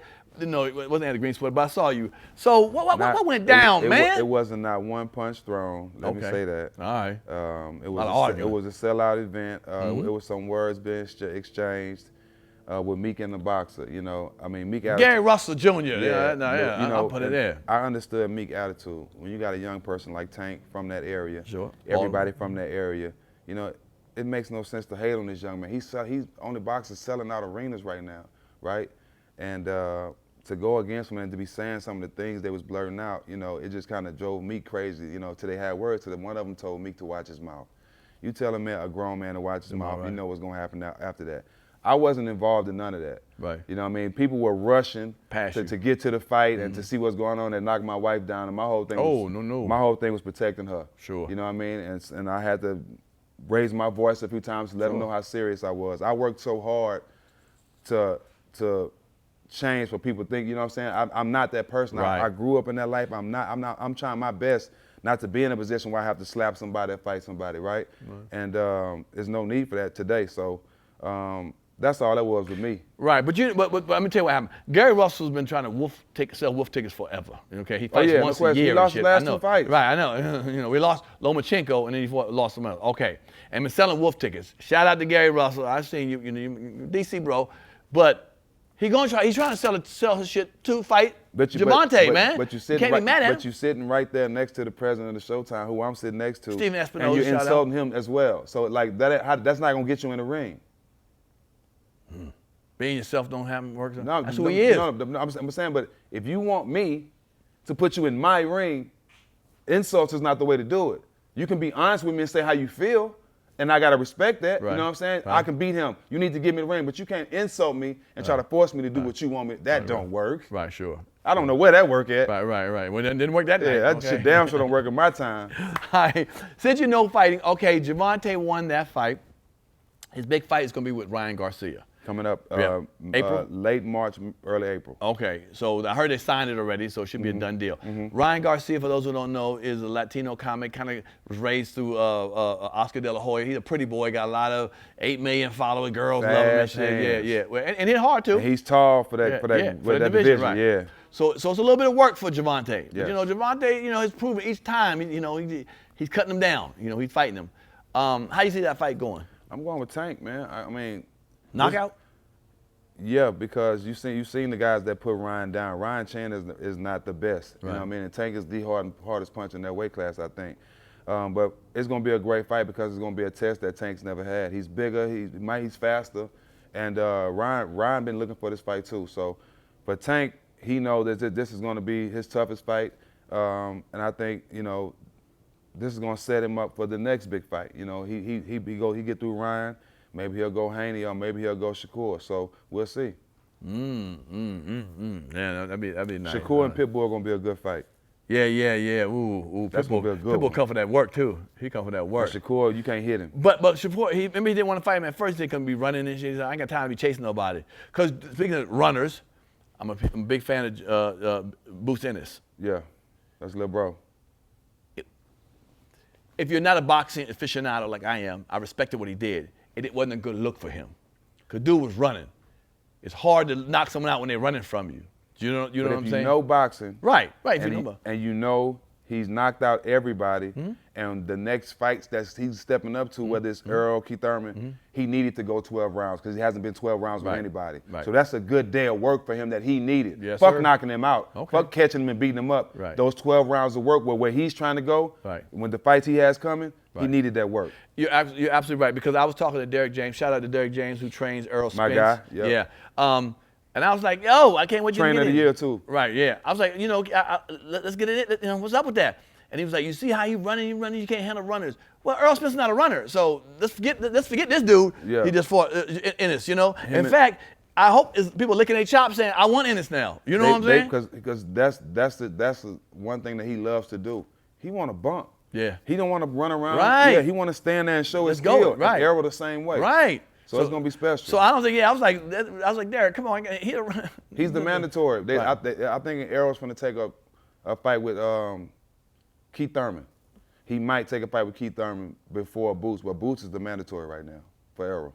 Right. That's what needs to go down. Shout out to them. You know, one of my favorite ones is Crawford, but I don't know what that ring around. Yeah, shout out Bud Crawford. Yeah, they got to fight each other. This money situation, arguing and shit. You ever seen that video where you see two dogs barking as a gate? They must open that bitch and they stop and then they close back. I feel like a lot of that's happening in boxing. Let's get it on, man. Like Hearns, Hagler, you know what I'm saying? Leonard and all them was fighting each other, man. Let's get into that thing. You get what I'm saying? Duran and shit. Yeah, the fight should have happened by now. Come on. I mean, I think when the aspect came in, when somebody wanted to throw Bud $10 million to fight a bum. In the meantime, Bud like, man, I'm going to get this $10 million and we can get back to arguing later. Right. Yeah. I'm going to ask you one more question about boxing. Two more. I think, and I'm going to be bold enough to say it, I think Mayweather helped and fucked up boxing. Because he was all about the money, it's a big money situation, and he was all about not losing that O. So I think some of these fighters now are afraid to lose their O, so then they're fighting everybody, and they asking for money way too much. Let's say your last fight, you got $2 million. Now I'm offering you $5 million to fight the dog, the dog. You yelling, I need 10. Nigga, that's way more, you made 2 last time, I'm gonna give you 5 now. If I don't get 10, I ain't 5. And it becomes that kind of bullshit. They think they're worth more because they saw what Mayweather did and all that. And see, Mayweather brought people to the pay-per-view rights. You know what I'm saying? So I think someone like Mayweather may have helped and hurt the game, man. Helped by making some money, but hurt it by, come on, people ask for too much money and they scared to lose. Who Mayweather didn't fight that you wanted to see him fight? I would like to fight me, nigga. I need some money. I'm dead ass. I'm dead ass. I'm dead ass. Hold on. He fought everybody. Everybody in different ways. He fought everybody, bro. So he didn't hurt the sport. He fought everybody, dog. He didn't duck nobody. He fought everybody. Yeah, but he wanted it for so much money and shit, and other fighters want to do the same shit. Okay, so he fought everybody. One. He became a billionaire from boxing. How did that hurt the sport? No, because he's special. These other niggas down here think they could be billionaires. Who want to fight for free? I just said $5 million ain't free. You just made $2 million. Okay. Stop asking for 10. So this is something that is a problem with the youth today. Oh, here we go. They play to the level of their competition instead of dominate. Why settle for $2 million when I know I can get 20? But who says you get 20? Doing the same thing. Nah, son. We offer you 5 right now. You ain't 20. You may never get. You could be a Pacquiao Mayweather fight long after it's worth anything. But if you fought Mayweather and they offer you 5 and you know you can negotiate yourself to 20, why not do it? No. You think you can, and it don't go that way. And you say, well, I ain't fighting then. Crawford and Spencer, it was money. It was money. Hey, it's not what you do, it's what you negotiate. This nigga here, man. If you can negotiate it, why not take it? Why not take it? I understand. No, you're right. If you can negotiate, but some people think they're worth more than they are. And that's what hurts the sport. Like, nigga, you're not a $10 million fighter. You're lucky to be getting this 5 I'm giving you. Al Hammond, I'm giving you 5. You made 2. That's what? No, I want 10. I'm worth 10.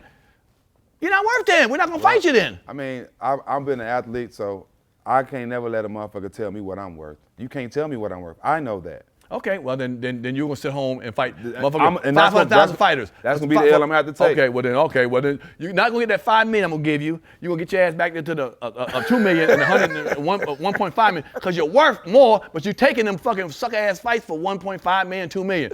So you told your worth. Okay, that's cool. Yeah. Give me your top 5 fighters right now that you enjoy watching. Errol Spence. Okay. Boots Ennis. Tank. Heavyweight, come on. I go with, I like him, man, but I don't know. I like Anthony Joshua. And I like Anthony Yardy.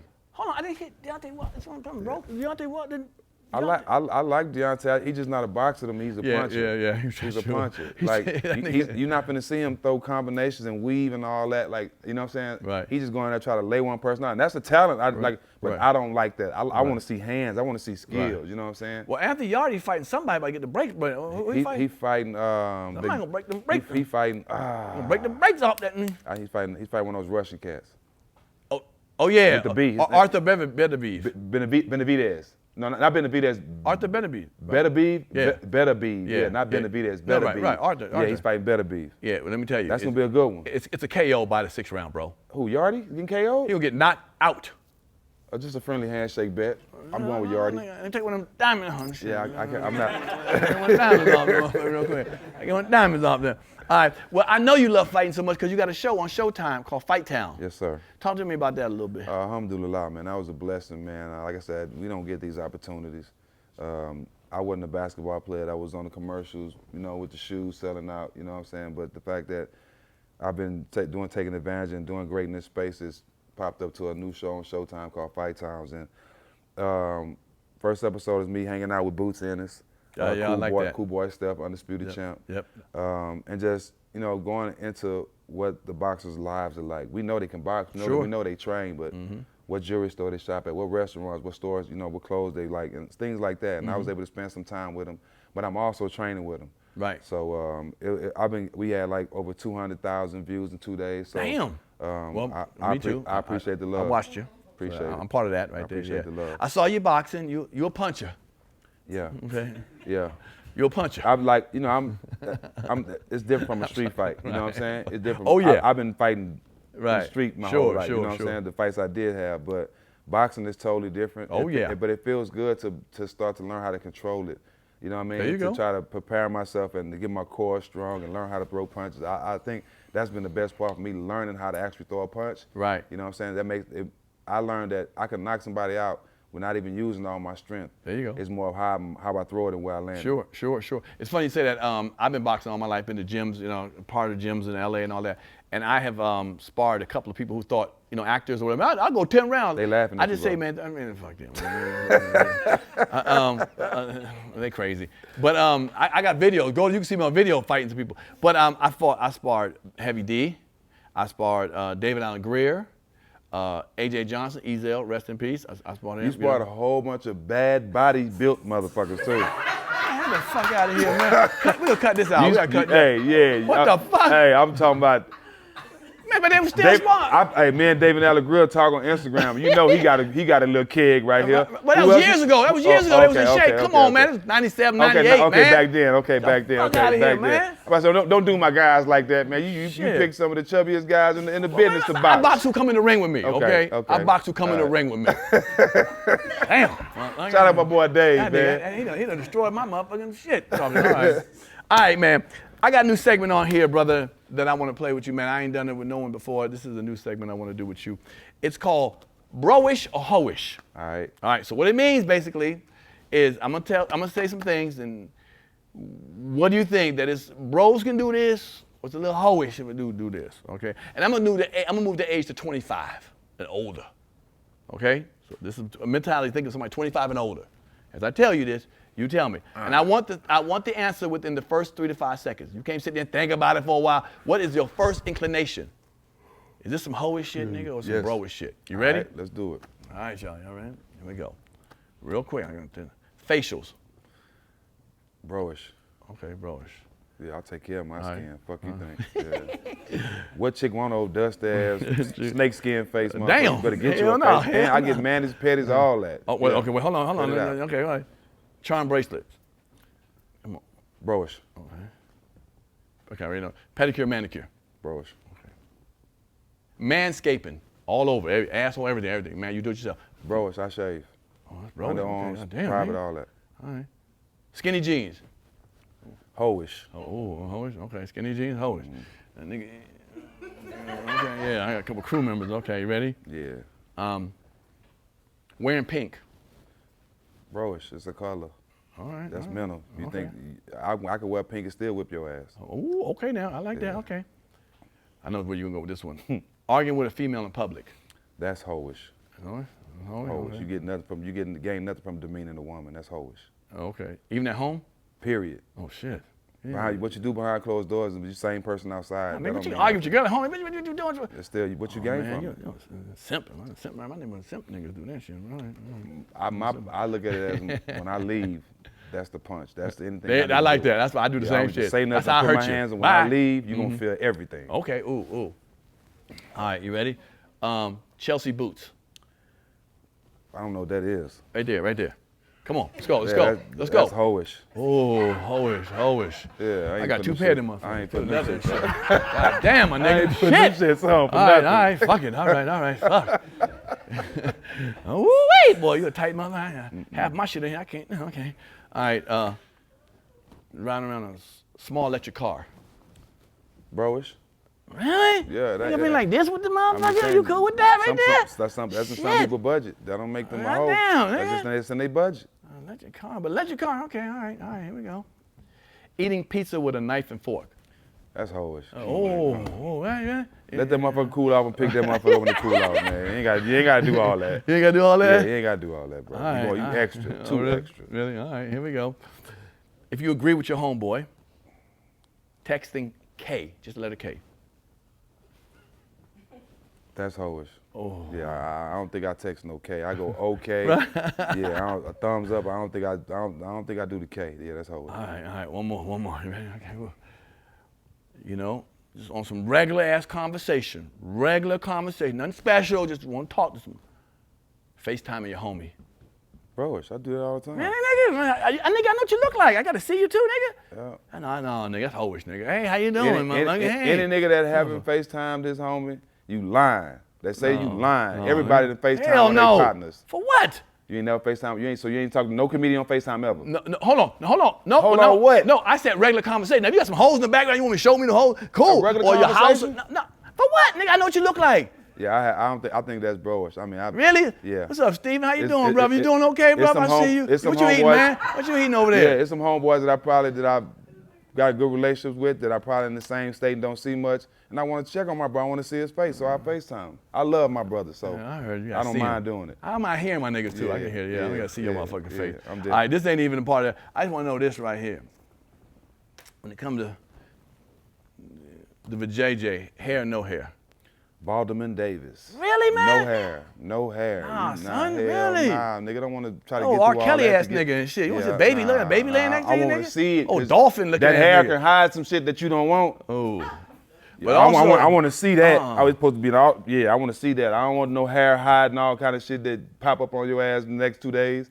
Nah, get rid of that shit. I date brown skin and dark skin girls. Sometimes it look like the surface of the moon, bumps and shit all that. I want to see all darkness and shit. See, but that's not caring about yourself. Oh. It's a way to shave. It's many people that shave that have no bumps. Oh. That put a little alcohol for a sea breeze on there to make sure they don't bump after. Listen to them, ladies. But you talking about a motherfucker who shaved and put perfume on it and powder and all kind of shit, lotion, and clogging the pores back up. Now she Bumpy Johnson. Hell no, Bumpy Johnson and shit.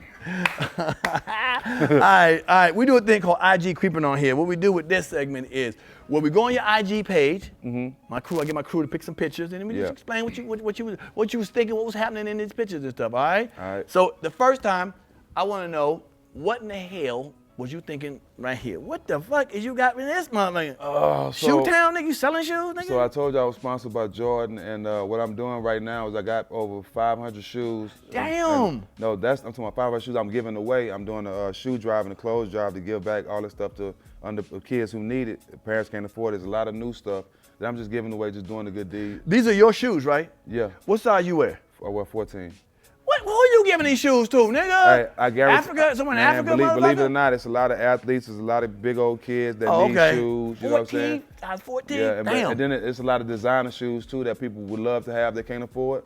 So it's going to be a lot of stuff that I'm going to give away. Okay. But that's me sorting everything out. Damn, boy, you real. Okay. All right. Let me go to the next one. What was happening with this picture right here? Boom. So that was a moment. That's my brother's sons. He got twins. Wow.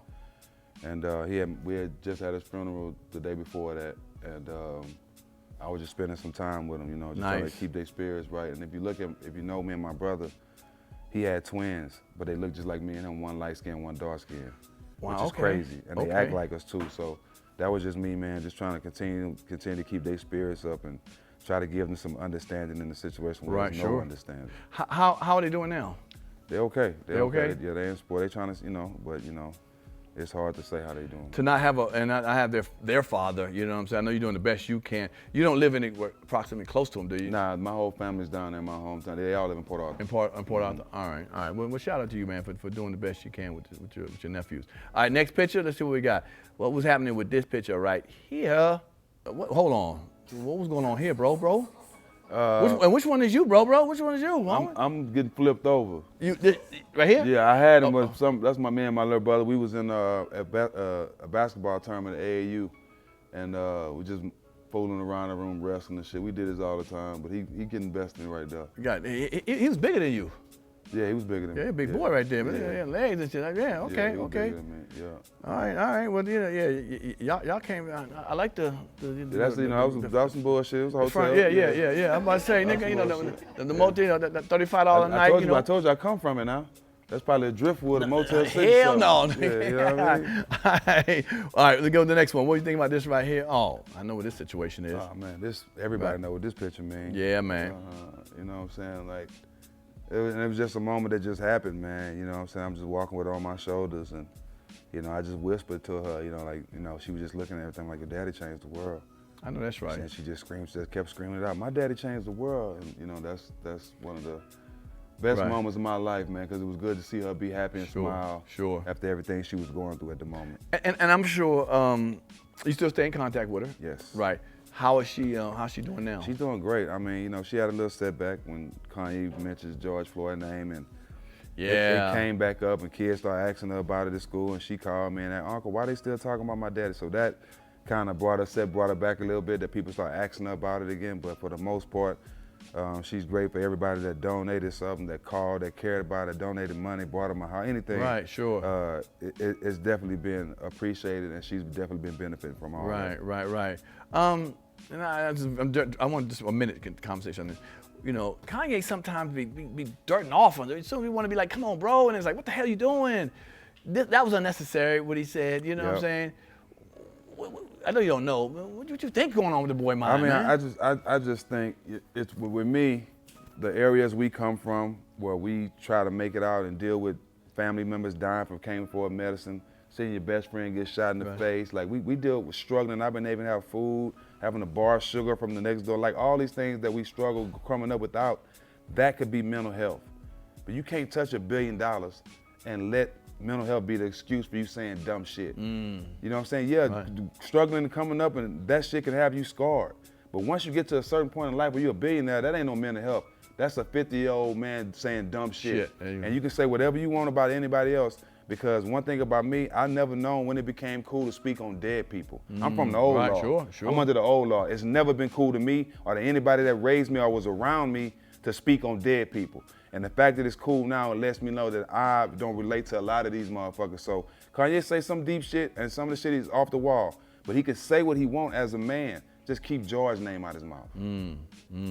That's simple. I respect that. All right, we done with that. Let me do this thing right here.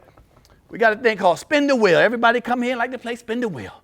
So there's a couple things on there, as the people who should know by now, everybody knows it. There's everything from who you trade places with and why, the biggest lie you ever told. In fact, you can tell your story you just told. If you want to repeat the story, you get the biggest lie. What you want to get off your chest. How you lost your virginity. I mean, I don't know if you want to go back to, 87. Right. Trading places, who you trade places with.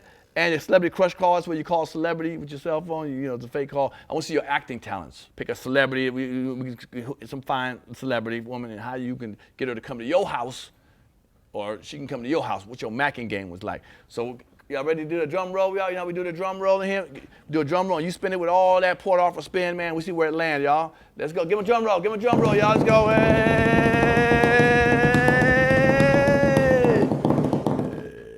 Spin again. Come on, put some Port Arthur in there, man. There you go. Hey!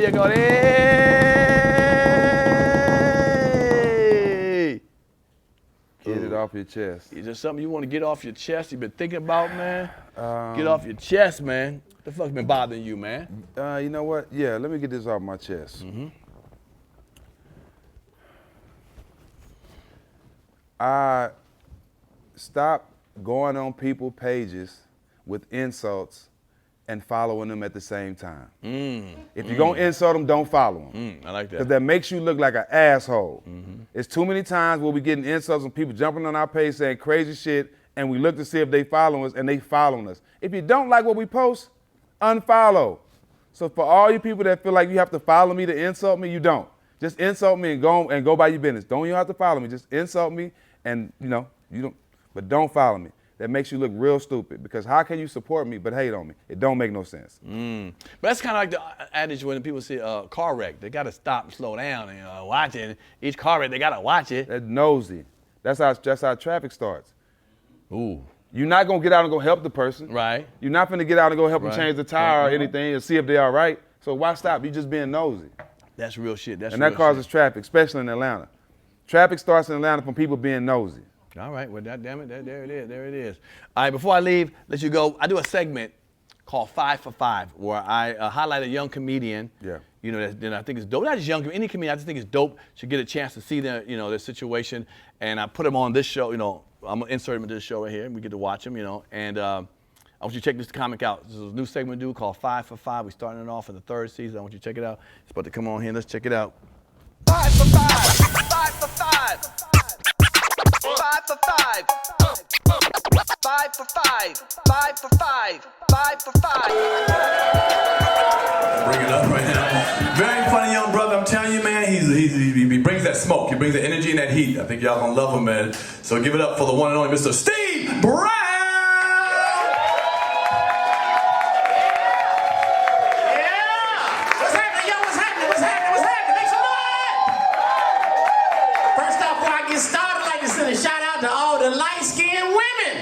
With dark inner thighs, you gotta show that love down there, The love down there. I know some of y'all looking at me like, does he really talk like that? Yes, I talk like this, but I'm a thug. I'm gonna let you know right now. I'm a thug, but my voice don't go with the thug activities I indulge in. They don't go together. Like, every time I try to do some thug shit, my voice get in the way. Age 19, I'm gonna rob this nigga, Got my gun dead in his fucking face. He wasn't even scared. He gonna try to figure out where he knew my voice from. To my Miss Bernice, is that you? No, motherfucker! Bernice. I mean, a couple of years ago, one of my homeboys got jumped out, Me being a thug, I'm gonna orchestrate a drive-by. We get in the car, we roll up on these niggas, but before you do a drive-by, it's some things you gotta do before you do a proper drive-by. Before you shoot the gun, somebody got to holler out the window. Dumb niggas chose me. I said, what's up? Somebody in the group said, the price of that pussy, bitch. I'm like, drive the car. These niggas think we selling pussy. Drive the car.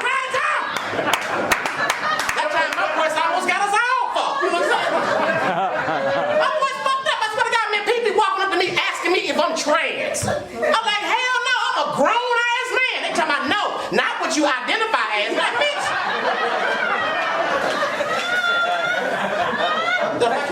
My voice so fucked up, man, I can't even answer my home telephone. Somebody call my house, I answer the phone, they be like, hello, they be like, hey, little lady, put your dad on the phone. Like, bitch, I'm a fucking thug. Can't even go to the drive-thru, man. Can't go to the drive-thru. Place order, they come back to the speaker loud as hell. Can you repeat your order, ma'am? Like, bitch, I'm a fucking thug. What's wrong with you? You gonna make me drive around there and throw $2,000 worth of pennies at your goddamn ass? I drive around and they still ain't convinced. Sir, what happened to the lady in the car? Bitch, I am the lady in the car.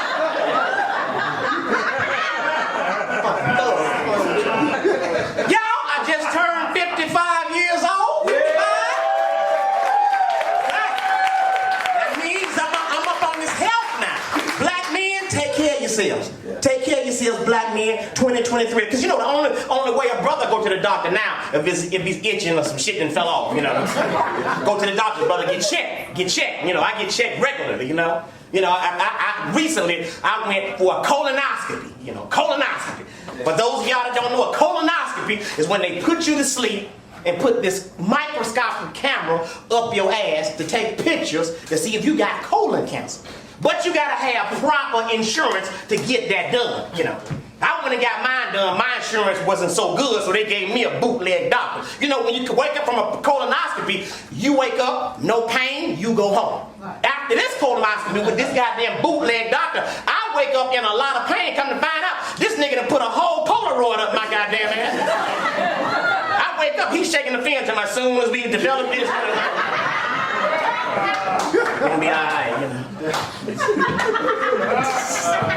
Fellas, get your prostate exam. Get your prostate exam. 55, my third prostate exam. But I had a problem with that because I was getting my prostate exam in Atlanta, you know. And every time I got my prostate exam, they sent me to a different male doctor. I'm thinking like, damn, these niggas passing me around. Like a whole lot in this motherfucker. For those of y'all that don't know what a prostate exam is, a prostate exam is when you go to some doctor that you don't know. And he molests you to see what's wrong with you. He don't give you no flowers, no candy. He don't even call you back the next day. He just throw a rag at you and say, wipe yourself up like you wasn't nothing. You got to leave this office with a greasy booty and low self-esteem. Like, man, this nigga ain't have to do this. Nigga, one doctor left my booty so greasy, I sat in the car and slipped out. I'm like, God damn. I sit in the front seat and ended up in the trunk. I'm like, God damn. You gotta watch it, because these doctors will get you, especially in Atlanta, you know. I feel like they got me. I go to the doctor, you know how you in the doctor, and you in the examining room and you butt naked, you know. My doctor, he come in butt naked. I'm like, wait a minute, sir. You're not supposed to be naked with all this oil on your chest. What's going on? And he was in such a hurry to get to me, he didn't even let me pull my drawers down. He gonna pull my shit to the side. I'm like, wait a minute, sir.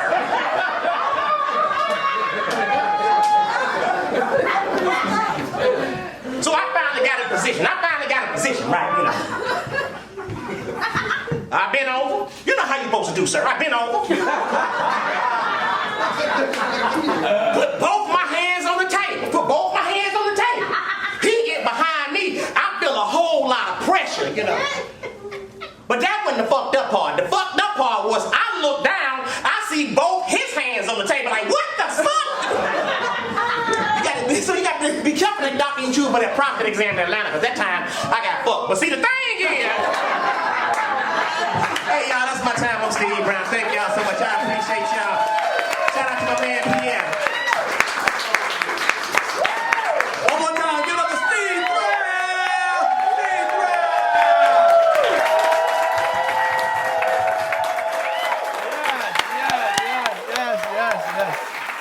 Yes. Always to get some high energy from you, boy. Hey, always, man. Always, brother. That's what I do, brother. I know that's right. If you hire him, you're going to get that high energy. I don't give a damn who he in front of. We'll leave him musty. We'll leave him musty. That's what you're going to do, musty? Make him musty? Leave musty.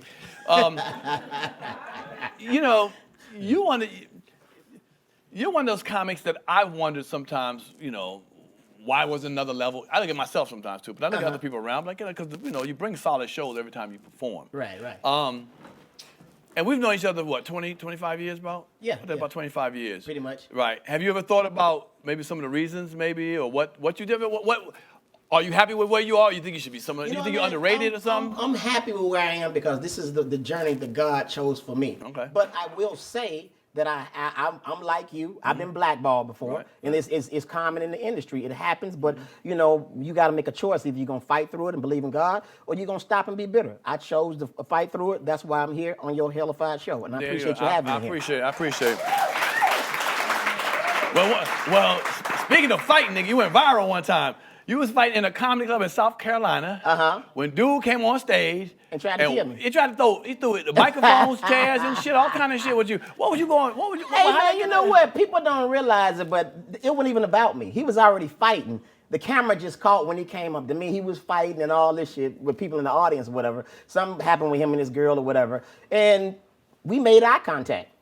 Next thing you know, he on stage, and you know, I'm just trying to keep from, you know, getting hit and all this. And they had no security. You know, what was crazy though was the guys that broke the fight up, they ran from the kitchen. So now you got another dilemma. You got hot wings and fries burning and shit, you know.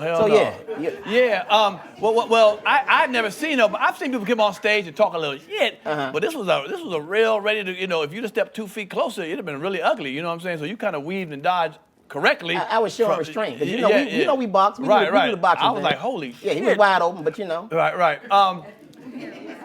Did you get, okay, for those of y'all, just Google it, you know, comics scrapping damn near on stage, you'll see Steve Brown. What happened to you or heard about, who called you, around that time, what happened? Like, did you hear, like, did that couldn't blackball you, but did you hear other comics call you up, say what happened? Did you report, like, what happened? Did that help your career or hurt your career? You know, actually, man, it gave me more notoriety. And the thing is, man, in our business, no matter what you do, whatever type of notoriety you get, it is what it is, and you use it in a positive light. So I use it in a positive light. I got a lot more bookings. I got, believe it or not, internationally known from it because he was shown all over fucking the earth. Millions. Because nobody ever seen any shit like that before. And it kind of started a trend because the next person up was Will Smith. You know what I'm saying? Oh, so, damn. Well, okay, where it all getting on stage fighting on bullshit started with him. So You're the originator. On the go. Yeah.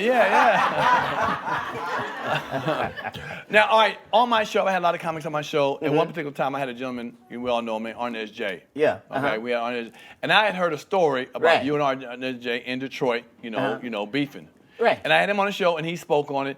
We didn't say your name, you know, I wanted to back up, you know, let him do what he did. But, you know, you was like, hey, I want to talk about it. I want to say something about it. You know, either make it correct or agree with it, whatever, or however you want to say, you know, Arnez said, hey, man, he just feels like, you know, something needs to be done, or he's cool with where y'all stand at, but your heart says something else. And so you know what? Back then, when I was first getting in the comedy industry, I was a fucking knucklehead. Okay. And I was trying to get my shine on the best way I could, and I was stepping on toes. I was literally stepping on toes because I didn't have any direction, and I rubbed some of the big wigs the wrong way. And I think he was one of them. You know what I'm saying? So, you know, running your mouth and saying things you shouldn't say, and it got back to, you know, other comics like him. And so, you know, me being the man that I am, or the man that I've grown to be, I want to take my time right now on your show and apologize to Arnez J for saying some of the things that I said about him back in the day. I didn't know any better. I was doing stupid shit. And Arnez, I apologize, and I'm very, very respectful of what you do. And that's just what it, right there. Arnez, I want to tell you, brother, I apologize. I beat you up, but I'm sorry. It was I'm fucking with you. I'm fucking with you. But no, real talk, man. One of my favorite comics, man, in the industry, you know, and like I said, man, sometimes you have to right your wrongs so you can take a step further. And I'm mature enough to do that, and that's what I'm doing. So that's what it is. Cool. Have y'all seen each other? No, I obviously haven't seen each other since then. That nigga don't want to see me. I'm just kidding. No, we hadn't seen each other. No, but you know what? But the thing is, man, you know, if we do cross paths, man, I'll give him the manly hug and handshake and wish him the best. And if you want to talk about it, it's cool. And if you don't, you know, I'm good where I am. You know what I'm saying? Like I said, man, I'm making major strides. Look where I am now. I'm here on the show, brother. No, I appreciate it. No, I like to see comics men, they you know, this stuff, because we're a fraternity. I don't give a damn how people want to look at it. We're a fraternity. People love what we do and wish they could do what we do. Right. And the fact that we're together, sometimes the egos get out of hand amongst each other. I'm like, come on, y'all. You know how lucky we are, blessed to be working to do this for a living. You know what I'm saying? We already got to fight some of the audience if they don't like us and stuff. I don't want to fight amongst the comedians and so forth. And it happens all the time. And the thing is, man, I mean, people don't realize this. This is a very, very stressful business. We make it look easy, when we get on stage. But behind the scenes, it's very, very stressful. There's a lot of stuff you guys don't realize what we go through. Right. And then we got to get up and we got to go up and make millions of people laugh and give you guys some type of therapy. And then when our set is over, y'all going home feeling good. But when those stage lights cut off, we're still left with our problems. Right. So we go through a lot. But like I said, I thank God that I'm still here in this industry after 25 years and still doing well and still growing. So that's what it is. Man, that's what I'm talking about. Again, you know what I'm saying? All right. Well, you ain't official until you get one of my rags and shit. One of my rags. You ain't official. Well, whatever rag you want to call it. What you want to do with the rag, okay? What you gonna use this rag for? Damn. No. A diaper. You know what, nigga? man? You know what? What I'm gonna do, man? I'm gonna put it up next to my many souvenirs, man. 'Cause this is a historic moment, man. And honestly, man, props go to you, man, for giving the comedians a platform, and we appreciate you, man. So this is my official souvenir. There it is, right there, man. That's what I'm talking about. Tell folks how they can reach you, man, on that. You can follow me on Instagram, Comic Steve Brown, one word, Comic Steve Brown. You can also follow me on Facebook, Comedian Steve Brown. And for your older people, MySpace. MySpace would be my top 8. Top 8, nigga. I heard that in a while. Don't do that. I heard that in a while. You got a nasty attitude. One more time. Give it up for Steve Brown. Appreciate it, man. Appreciate it. 5 for 5. 5 for 5. 5 for 5. 5 for 5. 5 for 5. 5 for 5. Yeah. Shout out Steve Brown. Yeah. Shout out Steve Brown. All right, so here we go with this, man. You do a lot of podcasts, and you got a podcast, but what you don't do, you don't get nobody a swag bag when they leave with goodies in that motherfucker, okay? Black-owned products. You're wrong. Oh, every guest that leaves our show leaves with All the Smoke gear. Oh, shit. And you can find it at allthesmoke.store. Boy, I like the way you put that. Now pull this out. This is. But see, I appreciate gifts though, my guy. Well, check it out. This is all black owned. Everything in there was from black owned. So go ahead and check it out. Okay. This is what we're looking at. Black owned ketchup. Yeah. No. That's barbecue sauce, man. Look at that. Read what it say. Yeah. That's Mandarin orange flavor. Backyard approved. Yes. I forgot who sent that out, but yeah, it was a black-owned young lady. Now let's see what else we got there, man. Pull it all out, brother. Don't be afraid. All right. All right, that's Comedy Hype. That's a card game, okay? So what it is about all comedy, from stand-up comedy to movies to TV, to sitcoms. You sit around, it's like a game. You ask questions, 3 choices or whatever. So next time you're around the family, you want to play that game, black-owned. Shout out to Comedy Hype for supporting. Comedy Hype. ComedyHype.com/shop. You can get those. All right, what's that? Look at that, the bracelet. Yeah, some open that up. Why don't you show what it is, brother? You said you all right with that card. Look what that said, boy. That's a black. What it got? It got a charm on it. My nigga like charm. A basketball. Motherfucker. And it got a basketball on it. And it got king crowns on it, homie.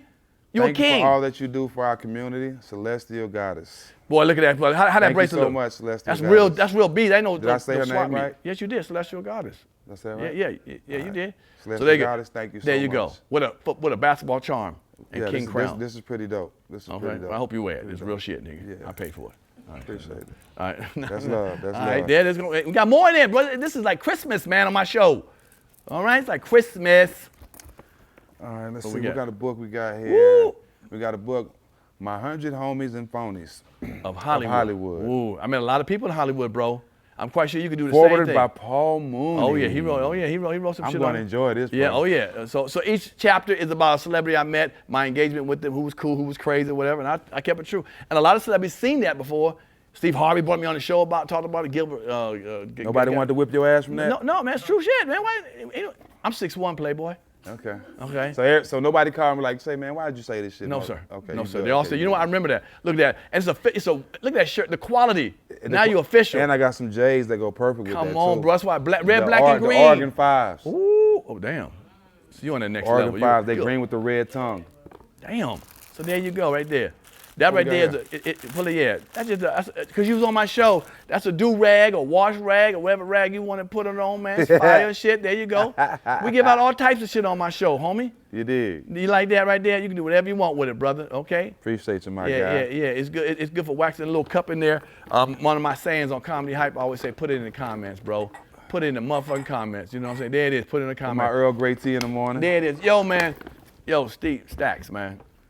I appreciate it, bro, from the bottom of my heart, man. I My mean pleasure, that. No man. bullshit, man. Thanks you for know, having you didn't me, have to man. come. I saw you a couple of days ago, and you was here, man, and I gotta respect that. You said you coming and you All came, love. man. You know what I'm saying? I appreciate. Keep We fighting not that out there fight. supporting each other. What we doing? That's real shit. Keep fighting that fight, though, man. Appreciate it. I mean that. Keep fighting that fight. I don't care what them folks say about you, whatever. I'm supporting you 100. They ain't never gonna say nothing bad around me about you. I'll speak up for you, and I mean that dead Thank you, ass. bro. I And I mean that, appreciate bro, it. because Yes, sir. a lot of folks, you know, get that little money and then run, play golf the rest of their career. You out here fighting that fight. Mm-hmm. You know what I'm saying? Speaking up. So be proud, and I hope you're proud of yourself and your folks are proud that you're doing that, man, because you don't have to do that. You got enough money to chill, but you say, no, I'm out here doing this, man. So Appreciate it. I really respect that, man. Thanks for having me, bro. Yo, man, my man, Steven Stacks Jackson's in the house. Give it up. Like I said, man, thank y'all. Leave some questions in the comment. What y'all feel about the show, man, if you liked it or not. It's season 3. I told you I'm going to start it off fire. Yeah, Stacks is, so it came out fire. Again, thank y'all for supporting it, watching all the time. I appreciate all the shout outs that y'all give me when y'all see me in the street. We're going to keep doing it with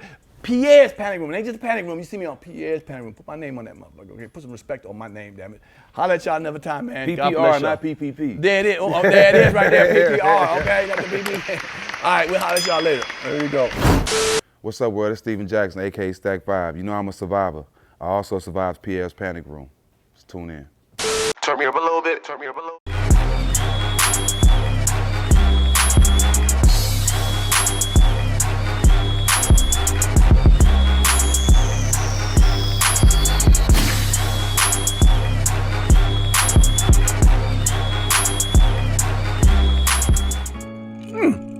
If you like that show, like, subscribe, and comment below. You know, hit the notification bell. Hit the subscribe button, man.